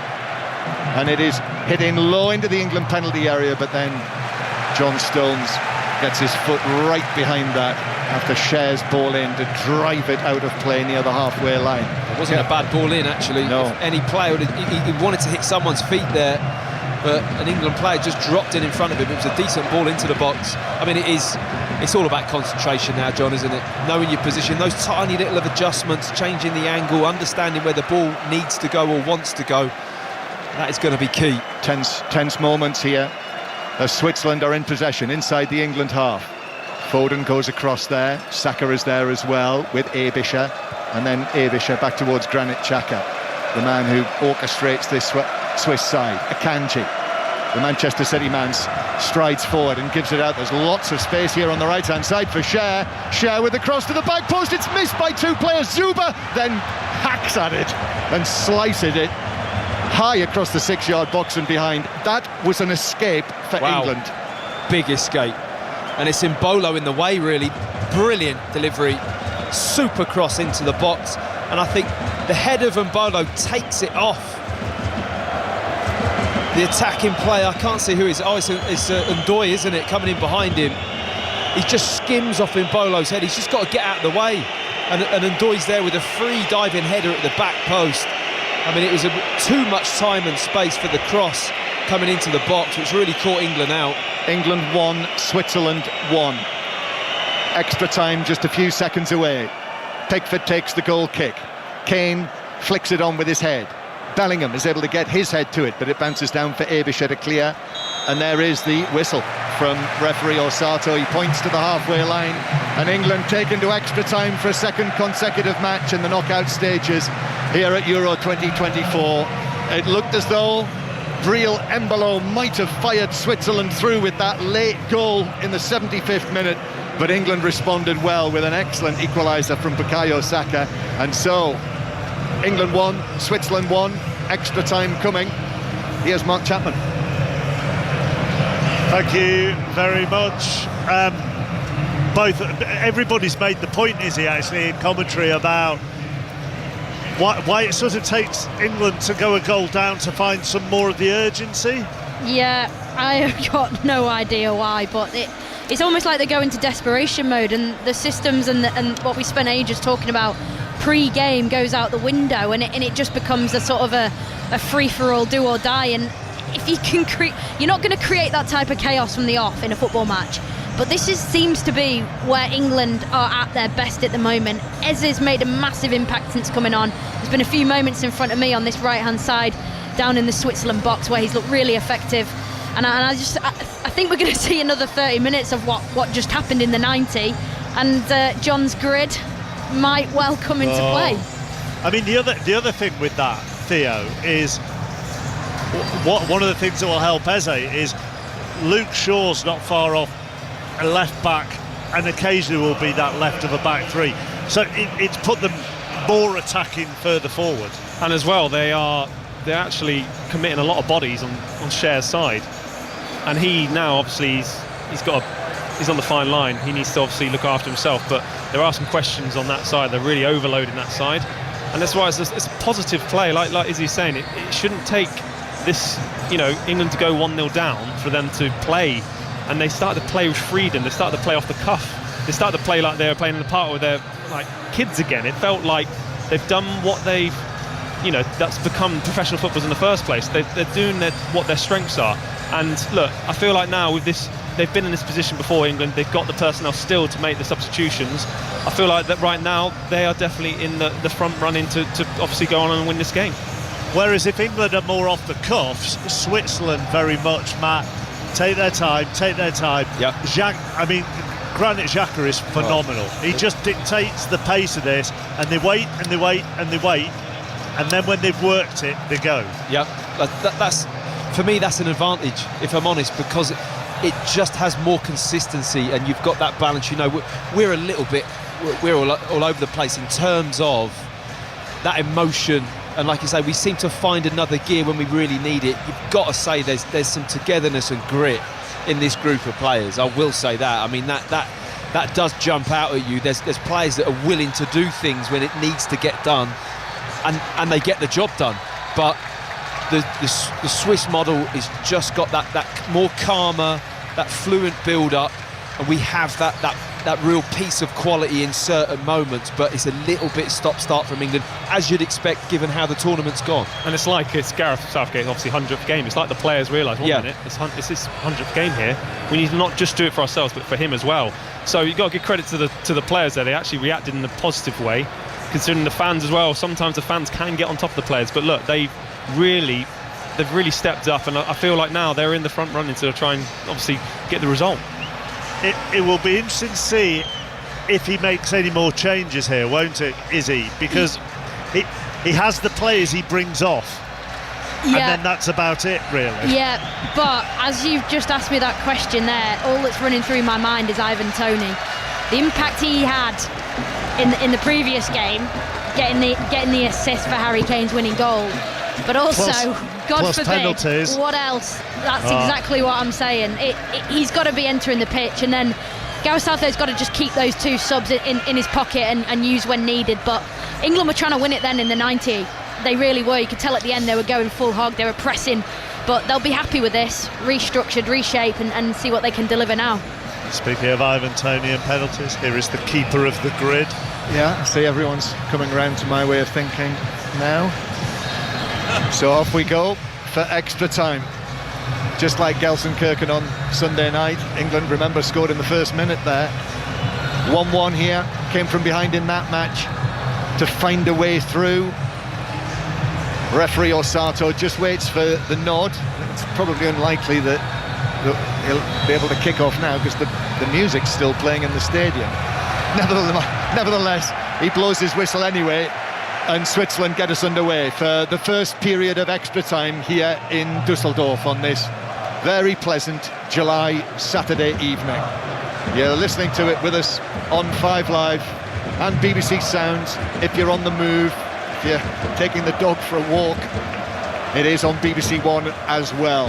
Here is Akanji in possession, ball to the right hand side to Cher. Switzerland, neither Murat Yakin nor Gareth Southgate making any further changes at the start of extra time. Gareth Southgate's made 3 changes so far and Murat Yakin 2. Here's Granit Xhaka. As I say, there's a little bit of a concern about his fitness, but you wouldn't know it the way that he's played. Very economical. Xhaka to Rodriguez, who seems to have taken up a wider position, Rodriguez, as the match has gone on in the latter stages. I think Shah and him both have, to be fair. I mean, a lot of the crosses coming into the box are from those 2 centre-backs on either side, and maybe Xhaka's just sitting back a little bit and Freuler to protect, and the 2 wide centre-backs have got high up the pitch and put crosses into the box. That's Mats Upson, Izzy Christiansen down behind 1 goal. And our 1 change for this quarter-final for the England match. Joe Hart replaced by Theo Walcott. We'll hear from Theo in a moment or two, but here's Xhaka for Switzerland in the red and maroon. Ebischer gets it back from Ndoye, and then Ebischer finds the pass out to Cher, who's in the box, and then Cher mishits the attempted cross, which actually flies over the top of Pickford's crossbar. Nice play, good one-touch passing, bit of movement, and the channel opened up to just feed the ball out to Cher. He doesn't quite go early enough. Illustrates exactly what you said, though. Yeah, and I think it's England very occupied with the wide players that are in that position at the moment. Zuber and Vidmer, kind of, and Ndoye on the overlap, and they're just sneaking in there a little bit unnoticed at the moment, and there's plenty of space for them to do something. I mean, Shah not with quite the quality, so that's the big trade-off. You've got a centre-back in a position where you want to have a good first touch and cross the ball or pick someone out or go past someone, and he's not quite capable of doing that, but his crossing's been at a good standard. Embolo battling with John Stones, and Stones has actually forced him to go back into the Swiss half. One thing we've not really been able to touch on because it was so harem-scarum at the end of the normal time, but Luke Shaw coming back in. Yeah. So, having not played for a period of time, Matt, in your career, you've had plenty of experiences of that when you had to come back. Yeah, absolutely. It's not easy, certainly in this kind of game with what's riding on it. I mean, he's come onto the pitch and started pretty well. One really good header when he came on against Embolo, gets up well and clears it, and he's moving fine across the pitch, but it is a big ask. Akanji finds Ebischer with a pass. Foden, though, is able to speed in and take the ball away from him. Bellingham now. England looking to the big men now, of course, the experienced players, the men who can provide that extra spark. Here's one of them, Declan Rice. Rice, who has covered an enormous amount of ground in this match. Bellingham puts his foot on the ball, receives it back from Declan Rice, then passes it to Cole Palmer. He could potentially unlock things for England. Palmer has a little scamper forward, then returns it to Jude Bellingham. And at the moment, the match is being played at walking pace. There's nothing I'm seeing at the moment to make me think that this will not result in a penalty shootout. Saka back to Walker.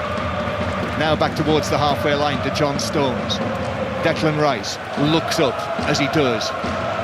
Such vision that he has. Gives it to his left to the Manchester United man Luke Shaw. Shaw, who actually passes it from the halfway line all the way back to Jordan Pickford, who will pass it out carefully past Embolo to John Stones. And now Stones might be able to carry the ball forward in a Manchester City style.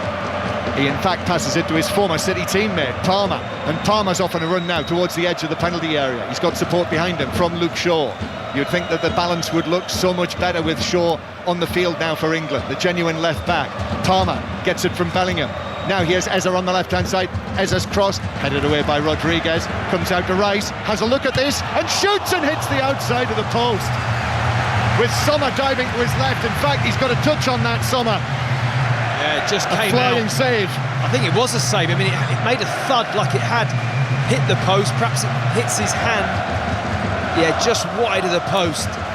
Good save, actually. That is dipping into that far post. It's a brilliant save from Rice. It's an incredible save by the keeper, to be honest. And as well, we want to expect that more from Declan Rice, because there's now seems to be fatigue of playing into to Switzerland, because they're starting to switch off. And when one switches off, it can go to pot, really. The score's 1-1 in extra time in the quarter-final.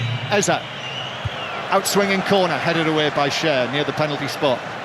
Carefully headed by Walker to Bukayo Saka. Saka, who under pressure from Zuba, is able to find the pass to Eza. Now Walker to Declan Rice. Declan Rice rolls it out to the left-hand side to Palmer, who's going to run at Vidma. Cole Palmer takes on Vidma, who goes with him to the byline, slips it between his legs, but there is cover there for Freuler, and Freuler just passes it out to the far side, where Bellingham allows it to run out of play for a throw. And Bellingham, the Real Madrid man, takes the throw to the Arsenal man Rice. Back to Bellingham again. La Liga player of the season, Champions League winner, La Liga winner, scorer of that unforgettable goal with the overhead kick on Sunday. Bellingham now to Palmer again. Here is the Premier League player of the season, Phil Foden, back towards Declan Rice, and then back into the centre circle. It's going to be a Swiss change next time the ball goes out of play, but England playing the ball again towards the left-hand side to Bellingham. Palmer making himself available. Instead it comes infield towards Foden, and then back towards Rice, just puts his left foot on it, and with his right picks out the pass to the left-hand side to Palmer. Palmer taking on Vidma again, and then pokes it past him, and then Vidma leans into Palmer, who goes down, but the referee's not interested. No free kick. I think it's a good call. I don't think there was enough there. Palmer goes down too easy. Yes, Vidma leans and puts his arm across. Walker's pass is a little short back to Pickford, but he's able to come in and sweep it downfield, and it actually bounces over Freuler, and then Vidma hooks it forward. Eze anticipated that. Eza to Palmer, but Palmer's infield pass has given it away. Here's Embolo back to Granit Xhaka in the centre circle. Already 7 minutes played of extra time. Rodriguez brings it forward for Switzerland. Now Abisha with Zuba on the left wing. Zuba clips it into Harry Kane, where it bounces down, and then Saka's given it away to Rodriguez up the line. Kane comes in with a challenge, stabs the ball out of play, and then goes down, suggesting that he was caught there by Rodriguez.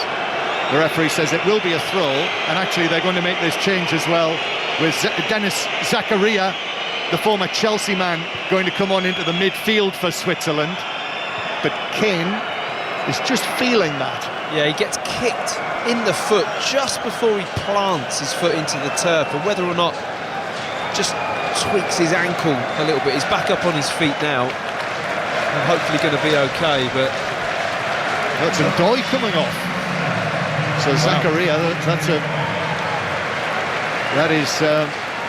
the flying Ndoye coming off for Zakaria, who's going to take up a central position alongside Granit Xhaka in there, and Remo Freuler. So he's strengthened the midfield effectively. Yeah, I mean, he's packed it out a little bit more. We'll have to see how that affects the shape of Switzerland, but still with Akanji in that position. I mean, Granit Xhaka has been dropped very deep in that area, but he is really pulling the strings, just dropping in, getting the ball, trying to get Switzerland moving with little passes and movements. I mean, he's made so many kind of line-breaking passes in this tournament. You can tell he's a player who's had a top season, can't you? He's oozing with confidence, Granit Xhaka. What about Harry Kane, who's okay, he's back on his feet, but he's laboured again, hasn't he? Yeah, a little bit, I would say.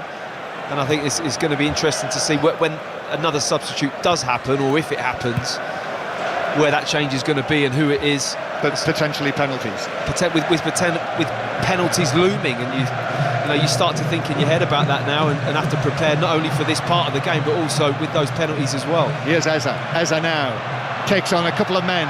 then with a burst into the Swiss half, it's Cher who's brought him down. It's a free kick. This is Fabian Cher on a yellow card. Yeah. Well, there's a strong case there for that to be a second booking. Well, he's starting to tot them up, isn't he? And it's a dangling leg as Eze drops his shoulder and goes behind him. He just stops and puts his leg backwards and trips him over. Now that's two, John. There's one down just before full-time in this bottom left-hand corner, and that one, he really is... As a central defender, Matt, knows what he's doing. You'll have done that. Well, I wouldn't know about that. I wouldn't know about that, John. You were, of course, elegant in the style of Murat Yakin, weren't you? Yeah, exactly that. No, he is lucky. He is lucky, and I think whether I didn't see the referee, did he have a conversation with him? He must have said one more. You're giving me no option. Ball is back with Pickford, the England goalkeeper. Here is Walker. Just switched on. We're in extra time in the quarter-final. It's absolutely on a knife edge. 1-1, first period. Bellingham playing the ball back to Pickford. And then Pickford looking up. He's not being put under pressure, just taps it again, and then with his left foot goes for the long pass to the halfway line, where it's headed by Vidma back into his own half. Here is Kane chasing for it. Kane goes in on the challenge, it bounces out. Palmer's onto that quickly. Palmer then to the pass, slightly behind Saka. Lots of red shirts back for Switzerland though. Saka, I think he's going to take on Abisha if he can find an opportunity, but they're obviously conscious of him cutting in field as well. Instead, he passes it to Bellingham. Foden tries a shot, that looked a little tired. Blocked by Akanji on the edge of the boxes. Manchester City say, the ball's bounced all the way to Saka on the right-hand side between two Swiss defenders. Saka now in the area, left-footed cross, headed down and out to Bellingham. Bellingham trying to find the position, shoots, it's blocked, back to Bellingham, and it's saved. To his right, Sommer catches the shot.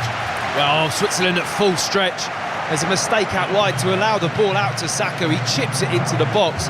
As it gets cleared, Bellingham on the ball, goes one way, shot gets blocked. I mean, Granit Xhaka is just desperate. He's on his feet. He then does really well, actually. He's on the floor as Bellingham has another swipe with his left foot, and it spins up in the air for a comfortable catch for Sommer in goal. But Switzerland under real pressure there. I mean, there hasn't been a lot of efforts on target, is I think that might have been the third for England. I think Switzerland have had two. Yep. They've had so much play and possession, but it hasn't been a game of chances at all. It has not. You know, Rice with that forcing the fly-in save, and Bellingham there, both in this first period of extra time. Remember that pressure on Switzerland, the expectation, the hope that finally they'll be able to get to a semi-final. That's what all of those Swiss fans to our right are praying for and cheering for. But that pressure's on Switzerland, big pressure on England as well. It would be seen as a disappointment if England go out at this stage for a second consecutive tournament. Here's Akanji for Switzerland, rolling it to the right-hand side. Zakaria's out there. Zakaria with Eza. And now back to the halfway line to Fabian Cher, who I think can consider him a little fortunate not to have picked up a second yellow card, the Newcastle central defender. Here he is again, Fabian Cher, in possession in the central third of the field. Abisha makes a run towards the edge of the box, but Cher back to Akanji and then across towards Granit Xhaka. Just see the balance of kind of Rice and Bellingham sat in front of the back five at the moment, very much together in the middle of the park. Foden floating around, Palmer a little bit out on the left, Kane down the middle. I mean, we're still not really creating that many opportunities. We've had a lot of possession around the outside of the penalty box, and we moved the ball really nicely, but both teams have defended very well as a group in terms of not allowing that half a yard of space for a shot on goal. Saka doing well, as you were talking there, Matt, and drawing a foul from Zuba. So a free kick to England, halfway inside their own territory. Netherlands, Turkey to come with Ian Dennis and Chris Sutton from Berlin. That's an 8 o'clock kickoff tonight, Saturday night entertainment. But more drama yet here, I feel, almost inevitably. Rice back to Pickford. Pickford, who's a long way out of his goal. It's a long pass forward for Kane. It's headed infield actually by Akanji. Foden couldn't find the pass back to Harry Kane, and it's cleared downfield by Vidma. It's an interesting spot. I mean, Foden, great awareness, knew that Kane was in there. It was a tough ball to execute. Kind of overhead kick, lofting it at the right angle. He just gets the angle wrong there, Foden.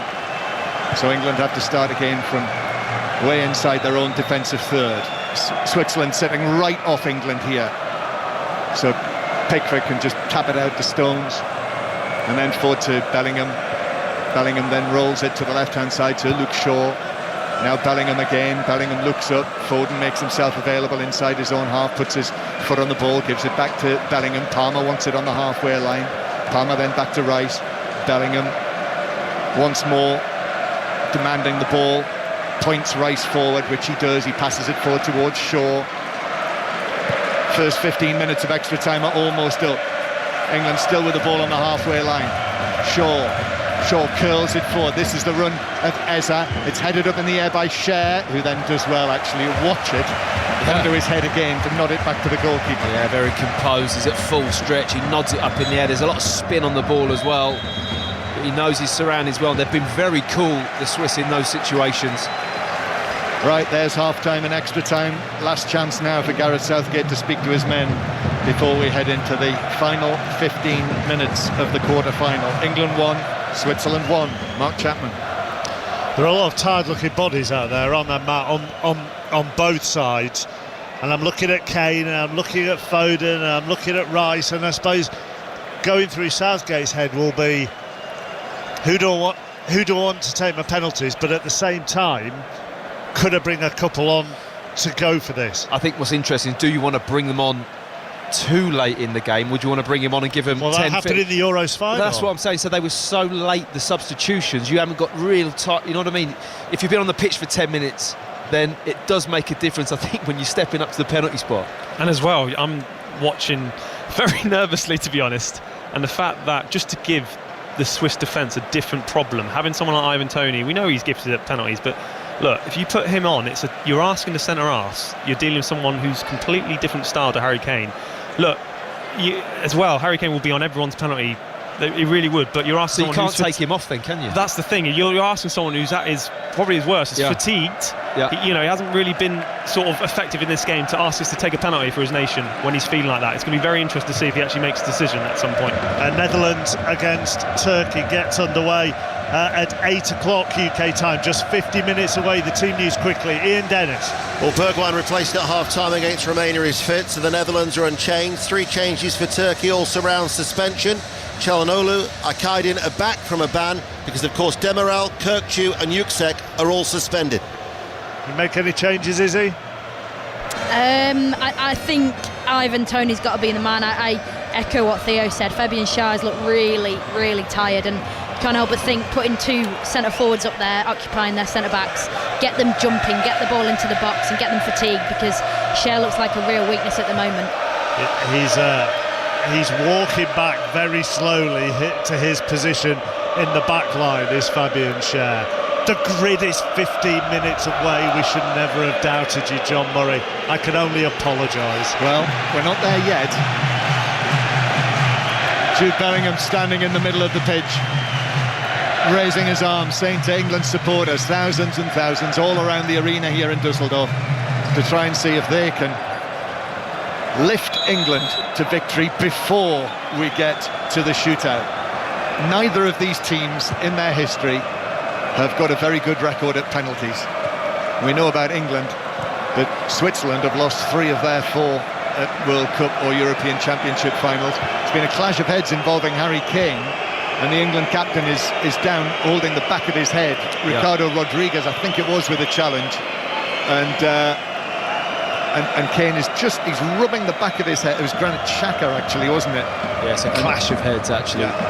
Catches him in the back. I mean, it wasn't too bad, but it's one of those that just stings a little bit, and he's just rubbing it off with his hand. He's had a few bumps like that in his time, I'm sure, Harry Kane.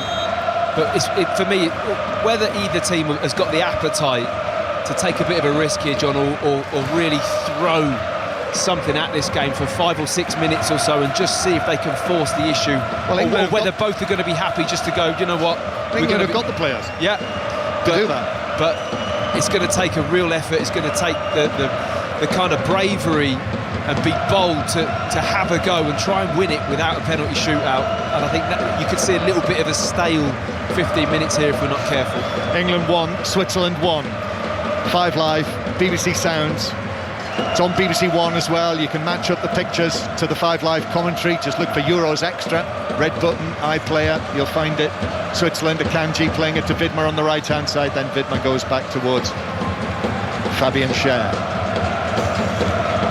Across it goes. Schär, as he plays that pass, actually, he's hobbling. You know, he goes down and he feels his right leg, the Newcastle man.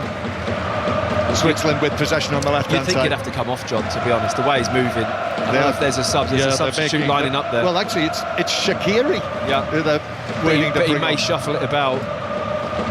So what a story that would be. Perhaps he's thinking penalties as well there. Probably, yeah. Shaqiri, he would fancy it, wouldn't he? Yeah, he would.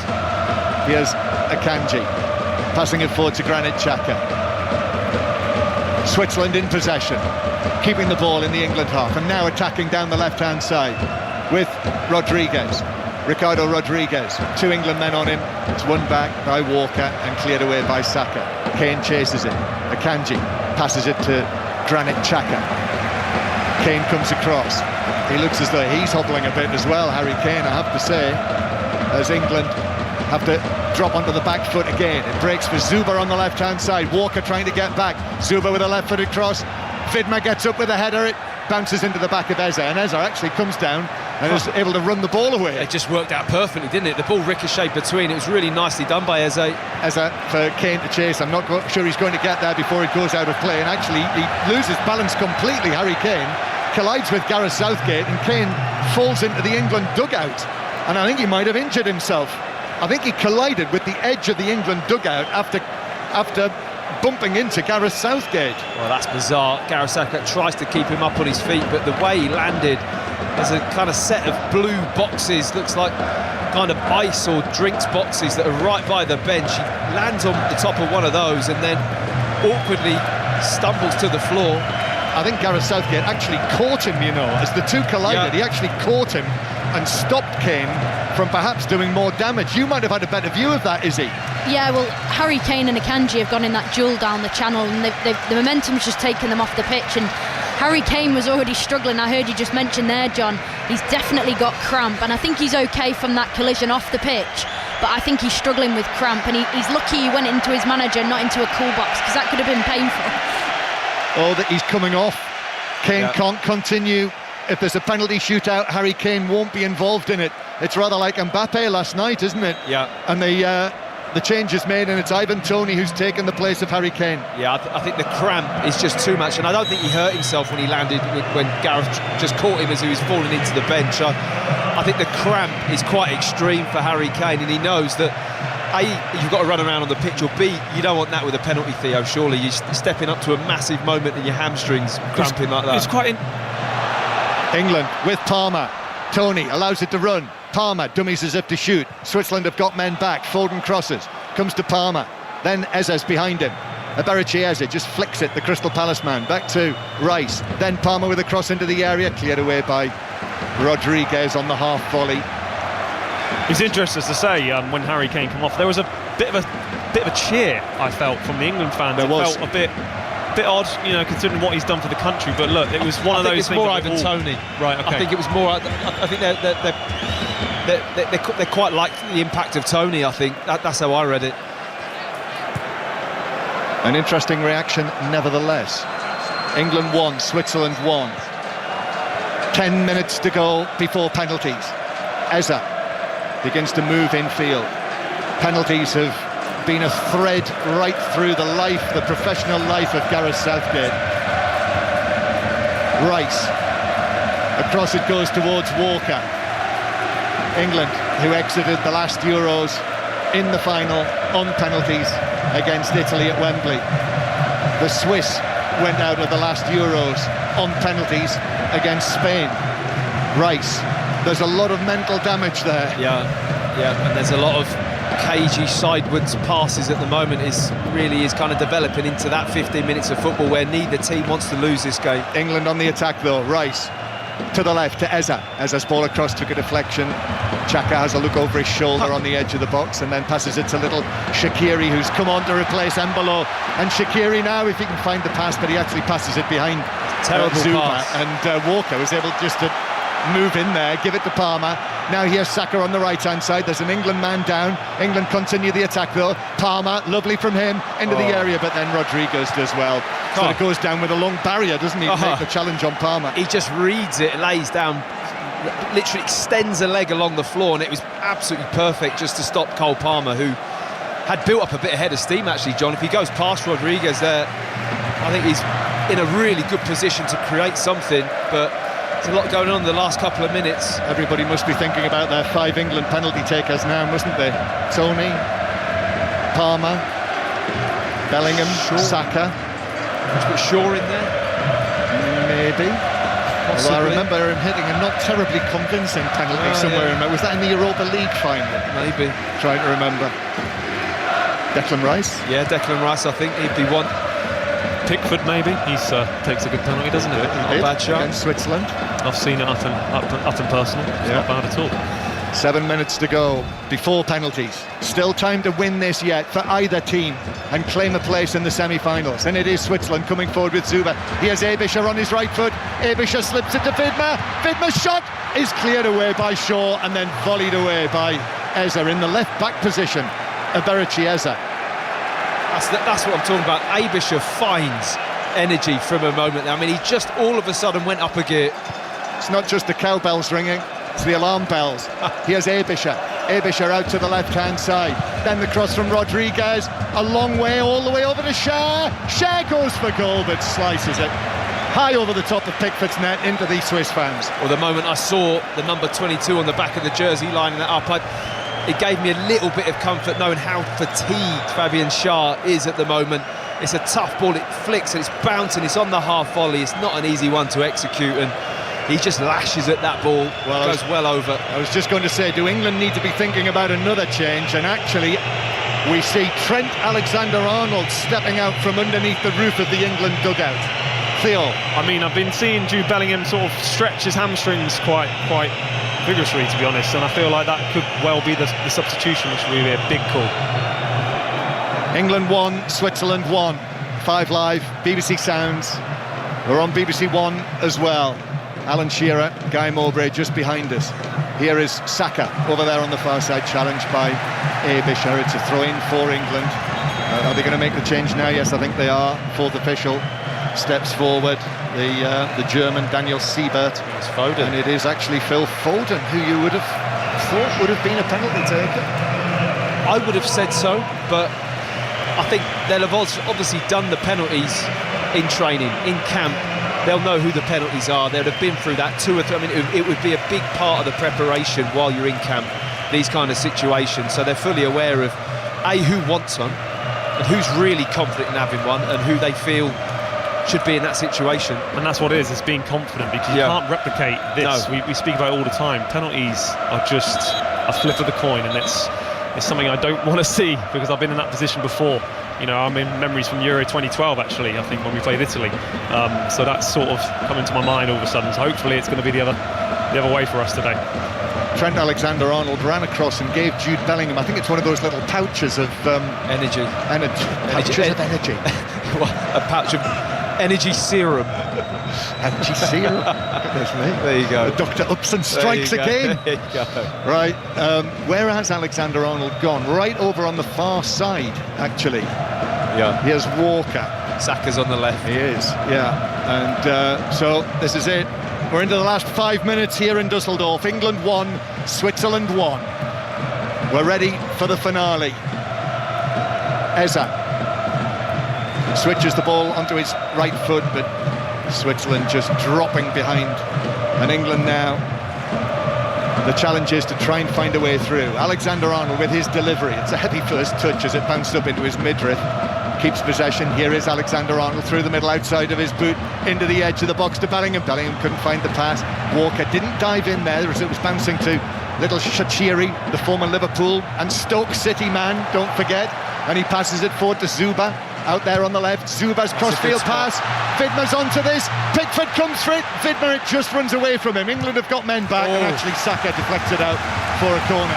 Well, Jordan Pickford throwing his hands up in the air, making funny movements, but he made a difficult decision there. He tried to come for the ball and he stopped it. I think he just about called it in time and got back on his line. It was a lovely spot spot from Zuber, who's come on for Switzerland to see the space on the right-hand side, really spreads the play nicely and very nearly puts Vidmar in. Well, that excellent little dead ball man, Shaqiri, is just wiping the ball on his chest. Tiny little chunky man that he is. Just steps away. Bit harsh. Tells the steward to get out of the way. Shaqiri plays it. Oh, it's at the post! Pickford came for it. It struck the post. And Pickford was scrambling there, and it bounced right across off the frame of the goal. Out to the far side, and England get away with one. Incredible. Jordan Pickford gets away with one, because if that goes in, and it very nearly did, it was unbelievable effort from Shaqiri. He's in swing a left foot. He puts all sorts of whip on the ball when he hits it, and that is nearly in the back of the net. What a let-off. What a let-off for Pickford, for England. England 1, Switzerland 1. Shaqiri, well, our friend Chris Waddle always says that when he used to take corners, he always used to think about scoring from one. And Shaqiri's the same sort of guy with the imagination. Switzerland going to make another couple of changes here. Vincent Sierro is going to come on, the Toulouse captain. So the number 16 is coming on, and the number 20, Abisha, from the left-hand side is off, and Freuler as well coming off, with Zeki Amdouni of Burnley coming on to replace him. So these changes, no doubt, with the penalty shootout in mind, and only a couple of minutes of the 120 to play. Yeah, I mean, Abish has put a monumental shift in on the left-hand side, and he just found some energy a moment ago to nearly create that chance for Switzerland, and I saw him just fall into a heap in the penalty box afterwards, and I think his race is run in terms of physically. He's put so much into it. England 1, Switzerland 1. Zuber as Switzerland come forward. A goal now, well, it would flatten England. It would send them out, send them home. Palmer, though, is able to play it forward. Tony chasing, but he won't reach that. Akanji just lets it run, then passes it forward. Akanji, a potential penalty taker for Switzerland. Remember, at the Euros, they missed 3 of their penalties. But Switzerland now with a chance, and the shot that Pickford saves, diving to his right. It was quite close to him. The effort from Amdouni, the first thing he's done since he's come onto the field, the Burnley man. Rodriguez with a cross, comes off Alexander-Arnold's head, and then on the stretch, the shot is high over the top of the crossbar from Vidmar and behind. Goal kick. Well, you have a feeling that could have gone anywhere. Jordan Pickford racing out of his goal, shouting at his back three, but it spins up in the air, and at full stretch, Vidmar, I mean, it does go quite high over the crossbar, but it could have gone anywhere. It was a nice hit from Amdouni just before as well. Controls it with his right foot, hits it with his left. It sits up nicely, and Pickford just palming the ball away to safety. But Switzerland having a real go before the end of this game. Penalties are approaching. 30 seconds of extra time to go. This would be the 4th penalty shootout in Gareth Southgate's 8 years as the manager, as the ball is headed back to Pickford by John Stones. England have won 2 of them under Southgate, but of course lost the one in the final against Italy, which was their last experience of a penalty shootout. Pickford, high and long downfield. Not sure there are going to be any further changes before the end of extra time for England. So what you see is what you get for the penalty shootout. 1 minute of added time. England have got to score now, otherwise face the penalty shootout. Saka on the attack to Eza. Eza now. Shaw on the overlap down the left-hand side. Shaw with a cross, clips it across. Tony couldn't get there. Bounces out to Walker. Kyle Walker, late England pressure here. Uses Alexander-Arnold. Bounces up from him. Plays it back to Walker. Walker beats his man. Still Kyle Walker trying to work it across, but that's cleared away by Sierro. Comes out to England again. I make it 30 seconds to go. Bukayo Saka passes the ball straight into the back of Zakaria. And then it comes back to Saka. This will be the last attack. Eza, England in possession. Stones stuns that ball with his right foot. Goes for the long pass forward towards Ivan Toney, who backs away. Might have been shoved over by Zuber in the box, but the referee's not interested in that. And it's through for a goal kick, and I think that will be it. 1-1. Yeah, that will be just a tangle of feet, really. Tony backpedaling. There it is. The final whistle goes here in Dusseldorf. After extra time, England 1, Switzerland 1. and the place in the semi-finals will be decided on a penalty shootout. The fourth penalty shootout England have faced under Gareth Southgate's management. And what happens to him and his team, how he's going to be judged, is all going to be decided by what happens over the course of the next 15 minutes. Mark Chapman.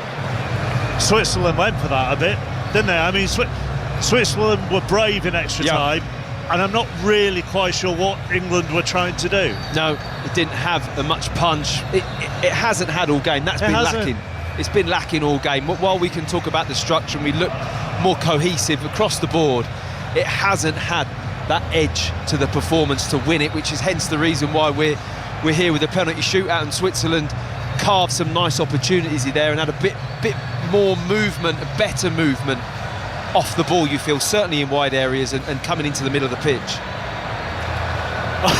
I just felt it was going to go this way. It only looked like one winner, though, didn't it? It really did. It really did. I think the Swiss as well, they've worked so hard tremendously. They're so hard to break down. And England would seem to have been happy with penalties. I mean, they made the substitutions. I feel like they got the better personnel to take these penalties right now. But look, you've got to give credit to the Swiss because they actually wanted to win that in that sort of 30 minutes. And that's something you don't really see.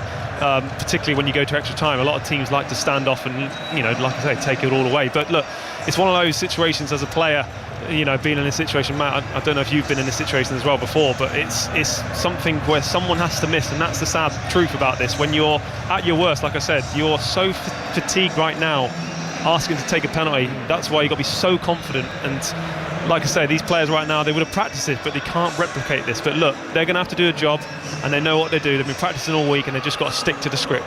We're about to have the coin toss for which end this is going to be taken. Depending on how this goes, Izzy Christensen may have an unbelievable view of this penalty shootout, and she does. It will be in front of you, Izzy. Fantastic news. Fantastic. This is now where the sport, this game becomes a team sport, and it's now an individual sport, because these players have got to find their focus and their feeling now that, players react differently in this situation. Some feed off the crowd and the noise, and some just want to cancel it all out and just go within themselves and just get that inner focus. So it'll be a fascinating. That naughty seat's really good, isn't it, right now? That naughty seat, naughty chair is the best place. Yeah, all of a sudden, place to be. Matt and Thea, I bet you want to be down here. Jordan Pickford will definitely be feeding off that crowd behind Izzy. Everybody just started to make their way to the centre circle. You would expect, wouldn't you, Theo? The England players will have known before this went to extra time that if certain ones of them were on the field where they would be going, they probably even know where they are likely to place the kick here. Yeah, but it's easy saying that when you're in training, you're at the facilities behind closed doors and I'll take a penalty, but actually now put those players in that sort of situation, some may change their mind, which is fine. That's where you need to trust your teammates. If someone's feeling that confident and not actually part of that script, let them take it. So Cole Palmer is holding the ball at the moment. There's lots of pointing after they do the toss in who is doing what, but England are going first, and Cole Palmer is walking towards Izzy on the naughty chair. The England subs and the backroom staff are arm in arm on the touchline, as are the Swiss. Both sets of players, arms round each other in the centre circle. Cole Palmer, the first of possibly 10, and maybe more, maybe less, to make that long, lonely walk. John Murray. Well, Jan Sommer, the Inter goalkeeper, remember at the Euros how he saved from Mbappe when Switzerland knocked out the French, the world champions at the time, in a penalty shootout, but then themselves failed in the next round in a shootout. England, they've only won 2 out of 9 penalty shootouts, and they go first with Palmer, who scores! The man who scored 9 penalties for Chelsea this season sends Sommer the wrong way. 1-0 England. Well, he's a confident young man, but he wouldn't have had many moments like this, if any, and he's a lovely left-footed strike. Simple, that's what I like about it. It's a crisp hit of the ball, but he side-foots it to the goalkeeper's right. Really good start from Cole Palmer. And it's going to be Manuel Akanji, the Manchester City man, who will take the first penalty for Switzerland. Akanji, who 3 years ago in that shootout against Spain had his penalty saved. Jordan Pickford is just being told by referee Osada to go on his line. Pickford's made penalty saves in all 3 of Southgate's shootouts. Pickford bouncing on the line. Akanji, right-footed from the penalty spot for Switzerland. Pickford saves down to his left. And Switzerland, as Pickford salutes, puts his hand to his eyes, does a swagger of a walk. 1-0 England after 1 penalty each. Well, I wasn't confident in Akanji the way he addressed that ball. It didn't look comfortable. He didn't have much of a run-up. And I think Pickford just read him.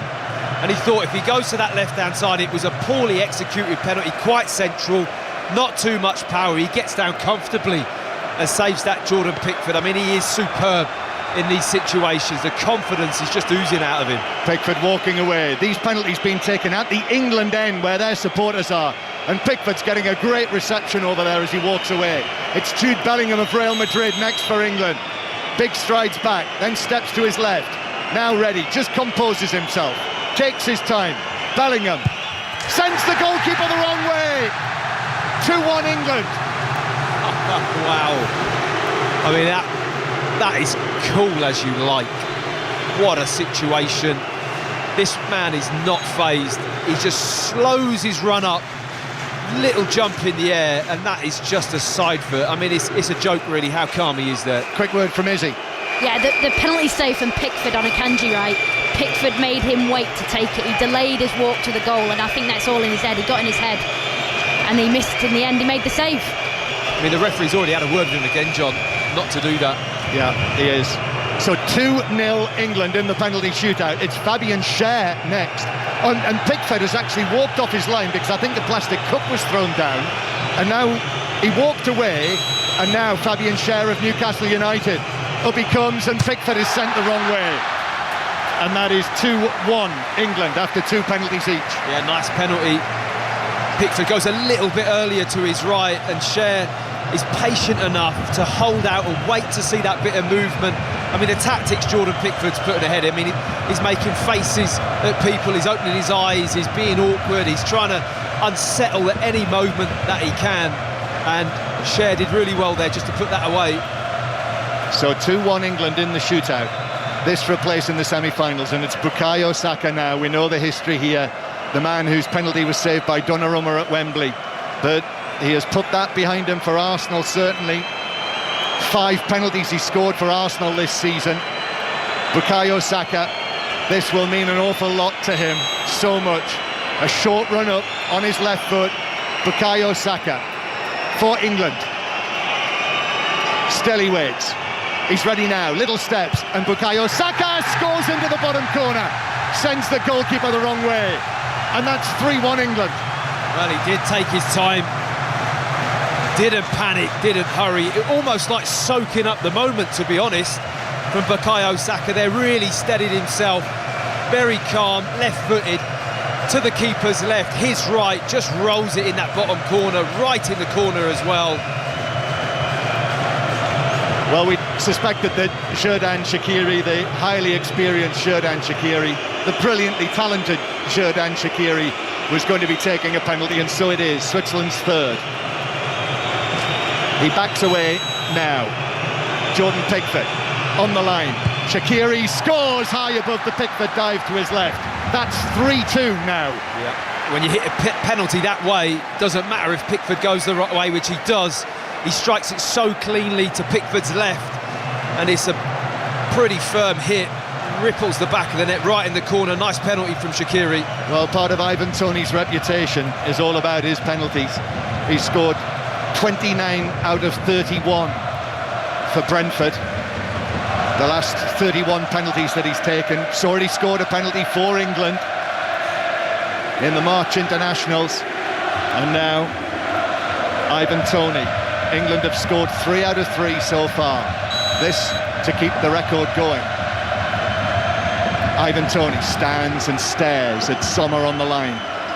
And now Toney comes up right-footed and right into the bottom corner. High class from Ivan Toney. Oh my goodness, this guy, I mean, he's just so calm. You can tell he's actually giving the goalkeeper the eyes. He's looking at him straight in the face when he hits that ball. Almost, you don't know where I'm going to go, do you? And I'm going to look you in the eye even when I hit the ball. He's not looking at the ball. It's an incredible confidence this guy has with penalties. It's like he's just never going to miss in that situation. I'm lost for words for this guy taking penalties. It is an absolute blessing to see. Kids are, and that's how you take penalties. It's a major skill. Well, if Amdouni of Burnley is not able to score this, then England have won it. The late substitute, Zeki Amdouni, relegated with Burnley this season. A straight run-up, moves out to his left, little steps, and Amdouni does play it right down the middle to make it 4-3 in the shootout, but that means that Trent Alexander-Arnold has the chance to win it for England. He's the man who's leaving the players on the halfway line and walking forward. Well, massive moment for him. Amdouni uses the stutter to force Pickford to go early and strokes it in an empty net, but what's going through Trent Alexander-Arnold's head at this moment? Not been on the field that long, but long enough to get his bearings, to get into the rhythm. Huge moment for him. Well, here it is. Dry mouths, beating hearts, high tension all around the stadium here in Dusseldorf. Trent Alexander-Arnold puts the ball on the spot. And the Liverpool man now to score this, to send England into the semi-final. Still he waits. Up he comes and drives it in! And England are through!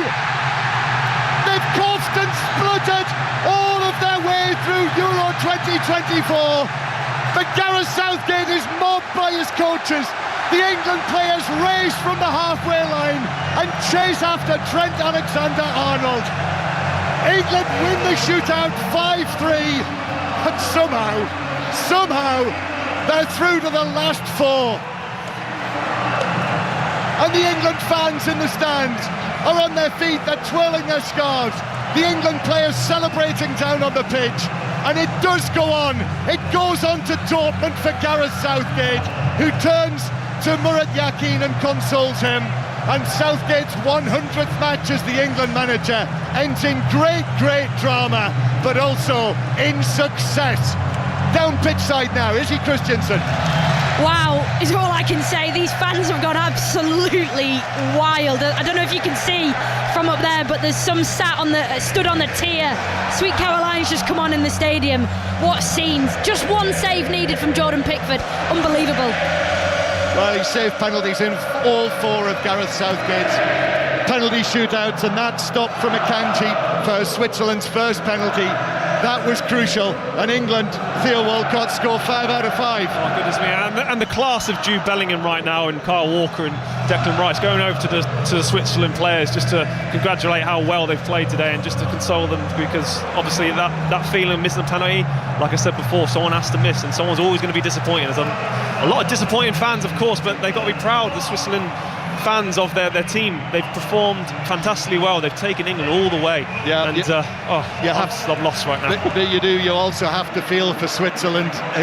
Yet again, they've fallen at either the round of 16 or the quarterfinals. Just incredible. This Euros goes on and on for England in such a bizarre fashion. We have to touch on the penalty from Alexander-Arnold, though, John. Whew. What a hit that was. Absolutely bad. We know how good his right foot is, but to stick it away like that in that moment takes a lot, so credit for him for stepping up and hitting such a good penalty. Well, we know that he's a great striker of the ball, and that was a great strike of the ball to win it for England. It's finished 1-1 after extra time, and England, for the third time under Gareth Southgate incidentally, win a penalty shootout. 5-3 the score. And that means that man down there in the cream shirt, the much maligned, much criticised Gareth Southgate, becomes the first man to steer England as the manager into 3 tournament semi-finals. So put that in your pipe and smoke it. Mark Chapman. Are you aiming that at me? I was aiming that widely. Right. Well, you better not be aiming I was not aiming it at you. It was smoke it, Mark Chapman. I mean, you had a perfect view, Izzy, of 5 perfectly taken penalties. I mean, you also had to deal with idiots behind you throwing pine pots, but they were 5 perfectly taken penalties. They were absolutely beautiful. There was so much to take from each one, but the one that stuck out, apart from Alexander Arnold's winning penalty, the class and the the craft on that shape that he put it into the far corner, but was Bukayo Saka's penalty. The smile on his face after he converted that, because you can't help but be reminded of Euro 2020 when he missed a penalty, and that smile to me hinted redemption for him on a personal level. It was an amazing moment, and I'm just watching the players in front of me now. There's so many different things to take from these celebrations, but Jimmy Floyd Hasselbank, who is the forwards coach for England, and Saka having a really warm embrace was lovely to see. And a bit of tension coming out of Alexander Arnold, a little bit of anger, but I like that. He's been dropped, he comes in, he gets the winning penalty. That is part of being a team player. This is the first time that I would say at the final whistle at a game here, Matt, that there's been a real celebratory atmosphere between fans and players. Yeah, just watching Gareth Southgate now, that's very, very animated from Gareth Southgate. The players dancing on the edge of the penalty area and Gareth Southgate in front of them, really punching the air. There's a bit of feeling in that, Matt. There's a lot of stress and tension you feel that's been in the camp, and there's been some angry exchanges. There's been a bit of prickliness through comments, and understandably so. I think they feel more together because the performance was more joined together, wasn't it? Even though it wasn't, the attacking force that we know we're capable, the performance was more together, and then to win it in this fashion and have players like Izzy's just mentioned, Alexander Arnold coming back in, getting on the pitch, scoring the winning penalty, it all adds to building something a little bit stronger each time. And we've had the luxury of doing that. We've got through the stages to this point to be in this position, and I think there's a bit of steam just being let off from the group. And as well, you've got to realise that the connections come back now with the support and the players. There's big moments that happen in tournament football where at times when you need everyone behind you. This moment right now, it was like the England fans sucked every goal for that penalty shootout there, and it was just really clear to see that there's only going to be one winner. And as well, when you visually watch Jordan Pickford doing the mind games, his walk was so delayed getting to the goal at every opportunity. It just really sort of disjointed the Switzerland sort of 5, didn't it, Izzy? You've probably felt that a lot more than us up here. Yeah, absolutely. I was just going to come in on that because Jordan Pickford knew he had one chance from the referee where he could really, take the mickey with taking his time and playing all his mind games. And I don't know if he obviously meant it to be at Akanji, but he'd obviously chosen his moment. And I was watching Akanji walking over to put the ball down on the spot. Jordan Pickford started walking towards the goal, and then he turned back round again and walked another 10-15 metres back the other way just to get his drinks bottle, to get his towel, to delay tactics with the referee. And it worked once, and that is the one he saved, and that is where he knew he had one moment, and he had the backing of everybody else in his team to go and convert their penalties. It was a superb penalty strategy from England. I mean, I'm not surprised. He might have had a sip of one of those pints that was thrown as well, just to today even more. There's plenty on the back of my shirt, I tell you that. If you drained it, you might have a pint. I think when you put it in comparison to, if a goalkeeper's doing that, when you see Ivan Toney, he eyeballs the goalkeeper. He goes the other. Some players are like they don't want to make the eye contact and look the other way. He takes the penalty while he's looking at them. He's not looking at the ball. Like it's just he's got such a technique and a calmness and it's like a menacing kind of glare he gives the keeper. It's a great skill and an arrogance about look, I'm going to score this regardless. I'm in control here. How hard is that to do? I don't mean how easy is that to do, but bearing in mind somebody would always tell you the ball isn't going to move.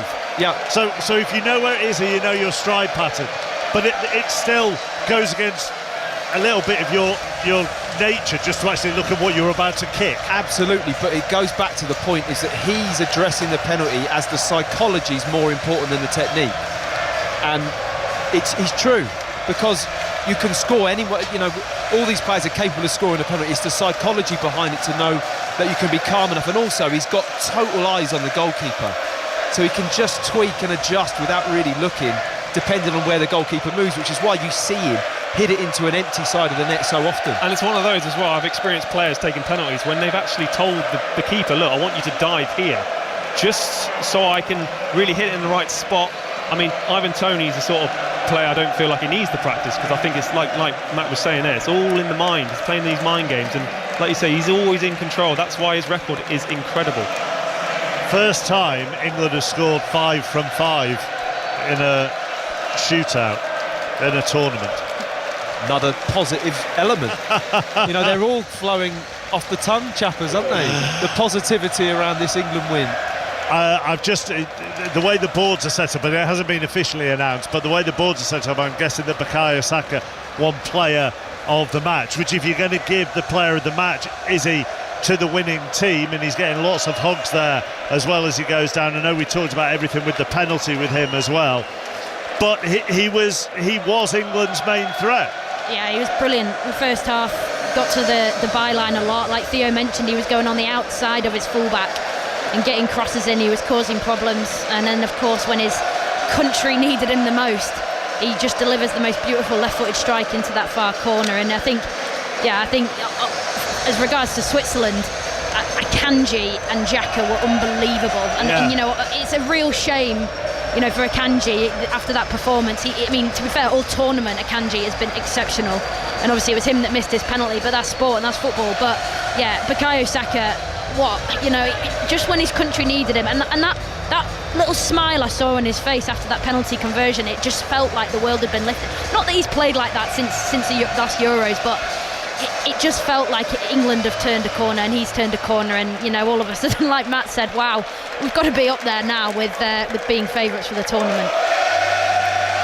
He's still getting carried away. Just wait. No, but it's true. Like, you tick off penalties, you tick off extra time, you tick off, you know, being pretty tight at the back, and you're going, well, the way that England are playing, you mean, okay, Spain, if they were to get to the final, and England were to get to, Spain, a great team, but I think now everybody's talking about England purely based on the fact that there's only going to be 4 teams left in it as of later on tonight.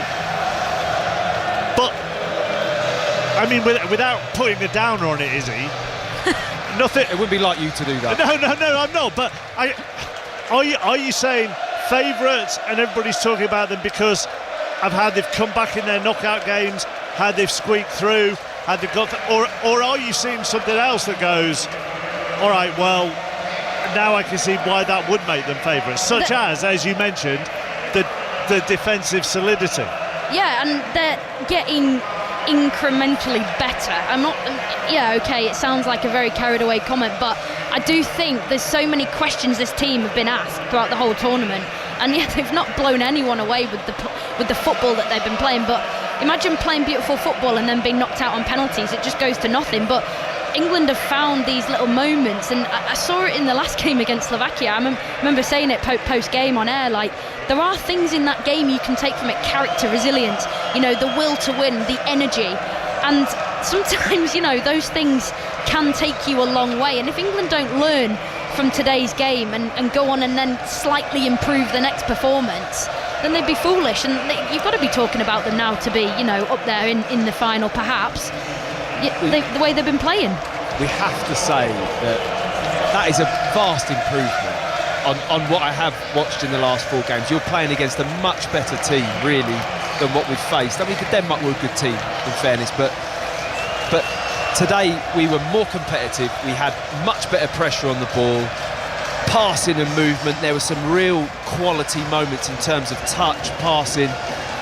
We're not creating a lot of goal-scoring opportunities, and I think that is something that is a collective issue. Although individually, a lot of the players play to a good level of what they're able to play to. So none of that's been there really for 4 games. And I think we've got players that have got some real arrogance and belief. Now, that comes across in different ways at times, but when you're on a football pitch, they've got this belief and arrogance. You look at our penalty shootout, I look at Bellingham's penalty, I'm the best. I know this is not even thinking there's not even any kind of scared edge about him, Tony, stepping up for these penalties, and I think that's a big thing when you get to this stage, because sometimes it comes down to that kind of bottle, and I think we have a lot of it in our team and in that group. Let's hear from the man who hit the winning penalty then. Here is Trent Alexander-Arnold with Kelly Somers. Trent, huge congratulations. England are into the semi-final. How does that sound? Incredible. You know, these are the goals and aims that we set for ourselves. Difficult opponents again, going behind.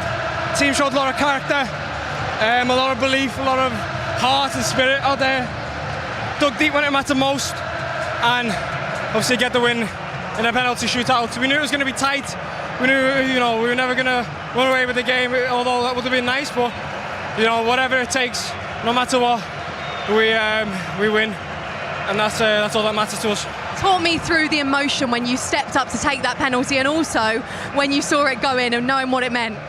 It's what we practice. A lot of practice goes into that moment, the moments that I enjoy. So, when the gaffer tells me I'm taking one, there's no, my belly doesn't drop. I enjoy it. I practice it. I knew what spot. I knew I just need to execute it. And when I did that, of course, all 5 penalties from us were great. Pickers with an amazing save to start the shootout gives you that confidence. But we practice for these. You see, every game so far has gone to extra time in the quarterfinals. So, the tight margins. The finest of margins today, but we've been able to win. Go and enjoy it. Well done. Thank you very much. So the obligatory post-penalty shootout water bottle shot that the goalkeeper is carrying. So you can see Jordan Pickford with his water bottle holding it, has on it, has the takers on it, dive right, set, react, fake right, dive left. For Akanji, it simply said dive left, and he dived left and he saved it. Well, he was right. Did it say psych him out beforehand? But yeah. Take your time walking to the. Take your time walking. But I know on the one hand it's not that much detail, but on the other hand, even that fake right, dive left, it shows it's more than just right. I'm going to go that way. I'm going to go that way. But there's people obviously in the England department of staff that will be studying every second of the day to give the players the best possible chance to win a situation like this. So, like you say there, his job's there, but still he still needs to execute what he's been told or what he's been shown. But like I say, it's all about mind games. It's all about the mental game, and we won it today, and it was a credit to the England department and the staff that we don't see this side of it, which Trent was alluding to there. He enjoys taking penalties. Goodness me, I hated taking penalties. I hated the moment here because, like I say, someone's going to miss, but he enjoys it, and again, you get that sense that these players are enjoying special moments. Yeah, I think that kind of homework is really important, and Jordan Pickford does that. And the shimmy up. I mean, I looked at the replay. Akanji's face when he missed. He took the penalty and he knew it just wasn't enough, and Pickford had gone, and he actually slapped his hands. It wasn't one of like upset or sadness. It was, I'm annoyed with myself, because he came away going, I haven't done what I need to do. I don't want to be stereotypical about it, but if you're a great big centre half, leather it. Maybe. No, I think you're right. No, but seriously, it's a surprise, isn't it, that I'm not on the England backroom staff for penalty advice. I know, but do you know what I mean? No, absolutely. You see a lot of centre back. I mean, you see goalkeepers step up. Maguire Have you did. taken one? Maguire did. I have not for England. No, but I have in what was your style? What was your style? Power and try and hit a corner, but just hit. I remember watching Tony Adams take penalties, and it wasn't. But he had the ability. He went up. He was brave, and he just put his foot through it. Bang! It wasn't graceful, but it did the job. Exactly. And I think Akanji was annoyed with himself that he got lured into maybe taking the penalty that he wasn't thinking he was going to take or practicing to take. But what Pickford had done could just knock your decision making, just make you change your mind a little bit. You know, the psychology in that moment is deep. And then one of those as well. We're not quite. Sorry, Izzy. Sorry to interrupt you. There's one of those. We're not quite sure on the actual Switzerland, because it's a young team. It's a young team. So someone like Akanji who's experienced and has been around the block, of course, and Man City sort of. I see him as a captain as well. He may have taken responsibility, taken that away from a certain player. We don't know. That might be just sort of. But I'm just feeling that I've seen that in a situation with me before when a player's not been confident, but an experienced player said, look, I'll take that for you. So that's the side of it we were not quite sure on as well, but that's the sort of, like Matt was saying, he didn't look confident at all, is he? It's the weight, I think, that, I don't know what the guys think, but it's the weight of having to wait with the ball for Pickford to get into the goal.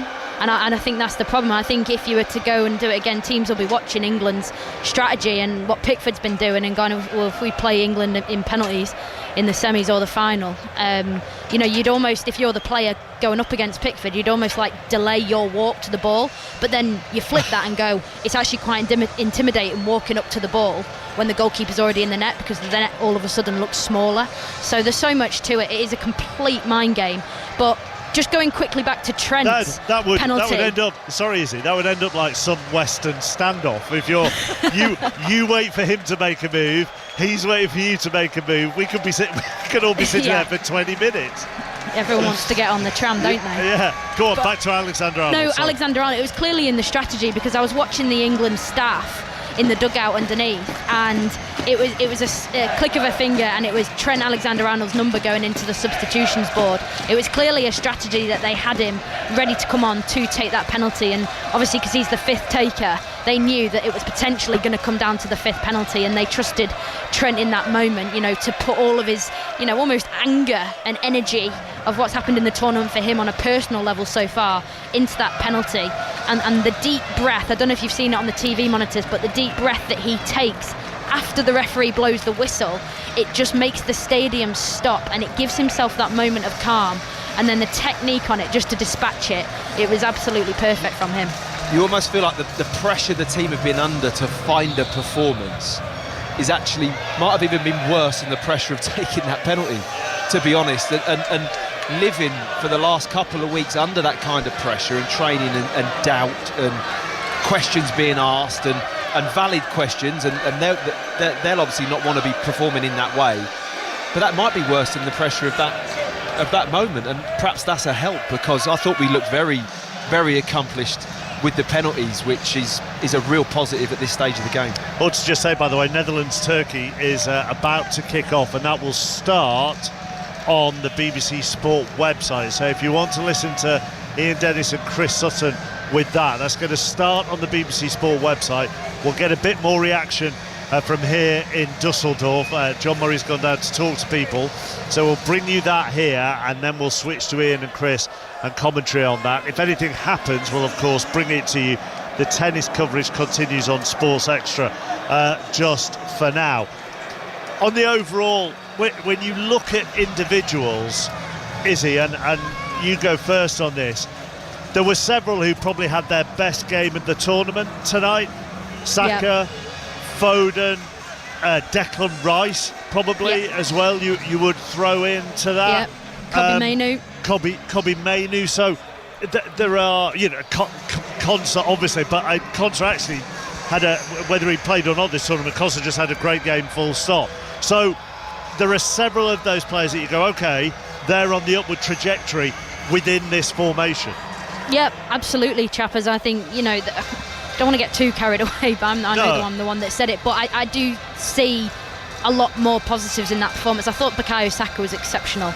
I thought, his goal, late on, unbelievable. Konsa, fantastic. Kobbie Mainoo in the midfield. Declan Rice made some exceptional tackles. Thought John Stones was really solid. I think we probably need a little bit more from, if it's going to be Trippier on the left and Kyle Walker perhaps.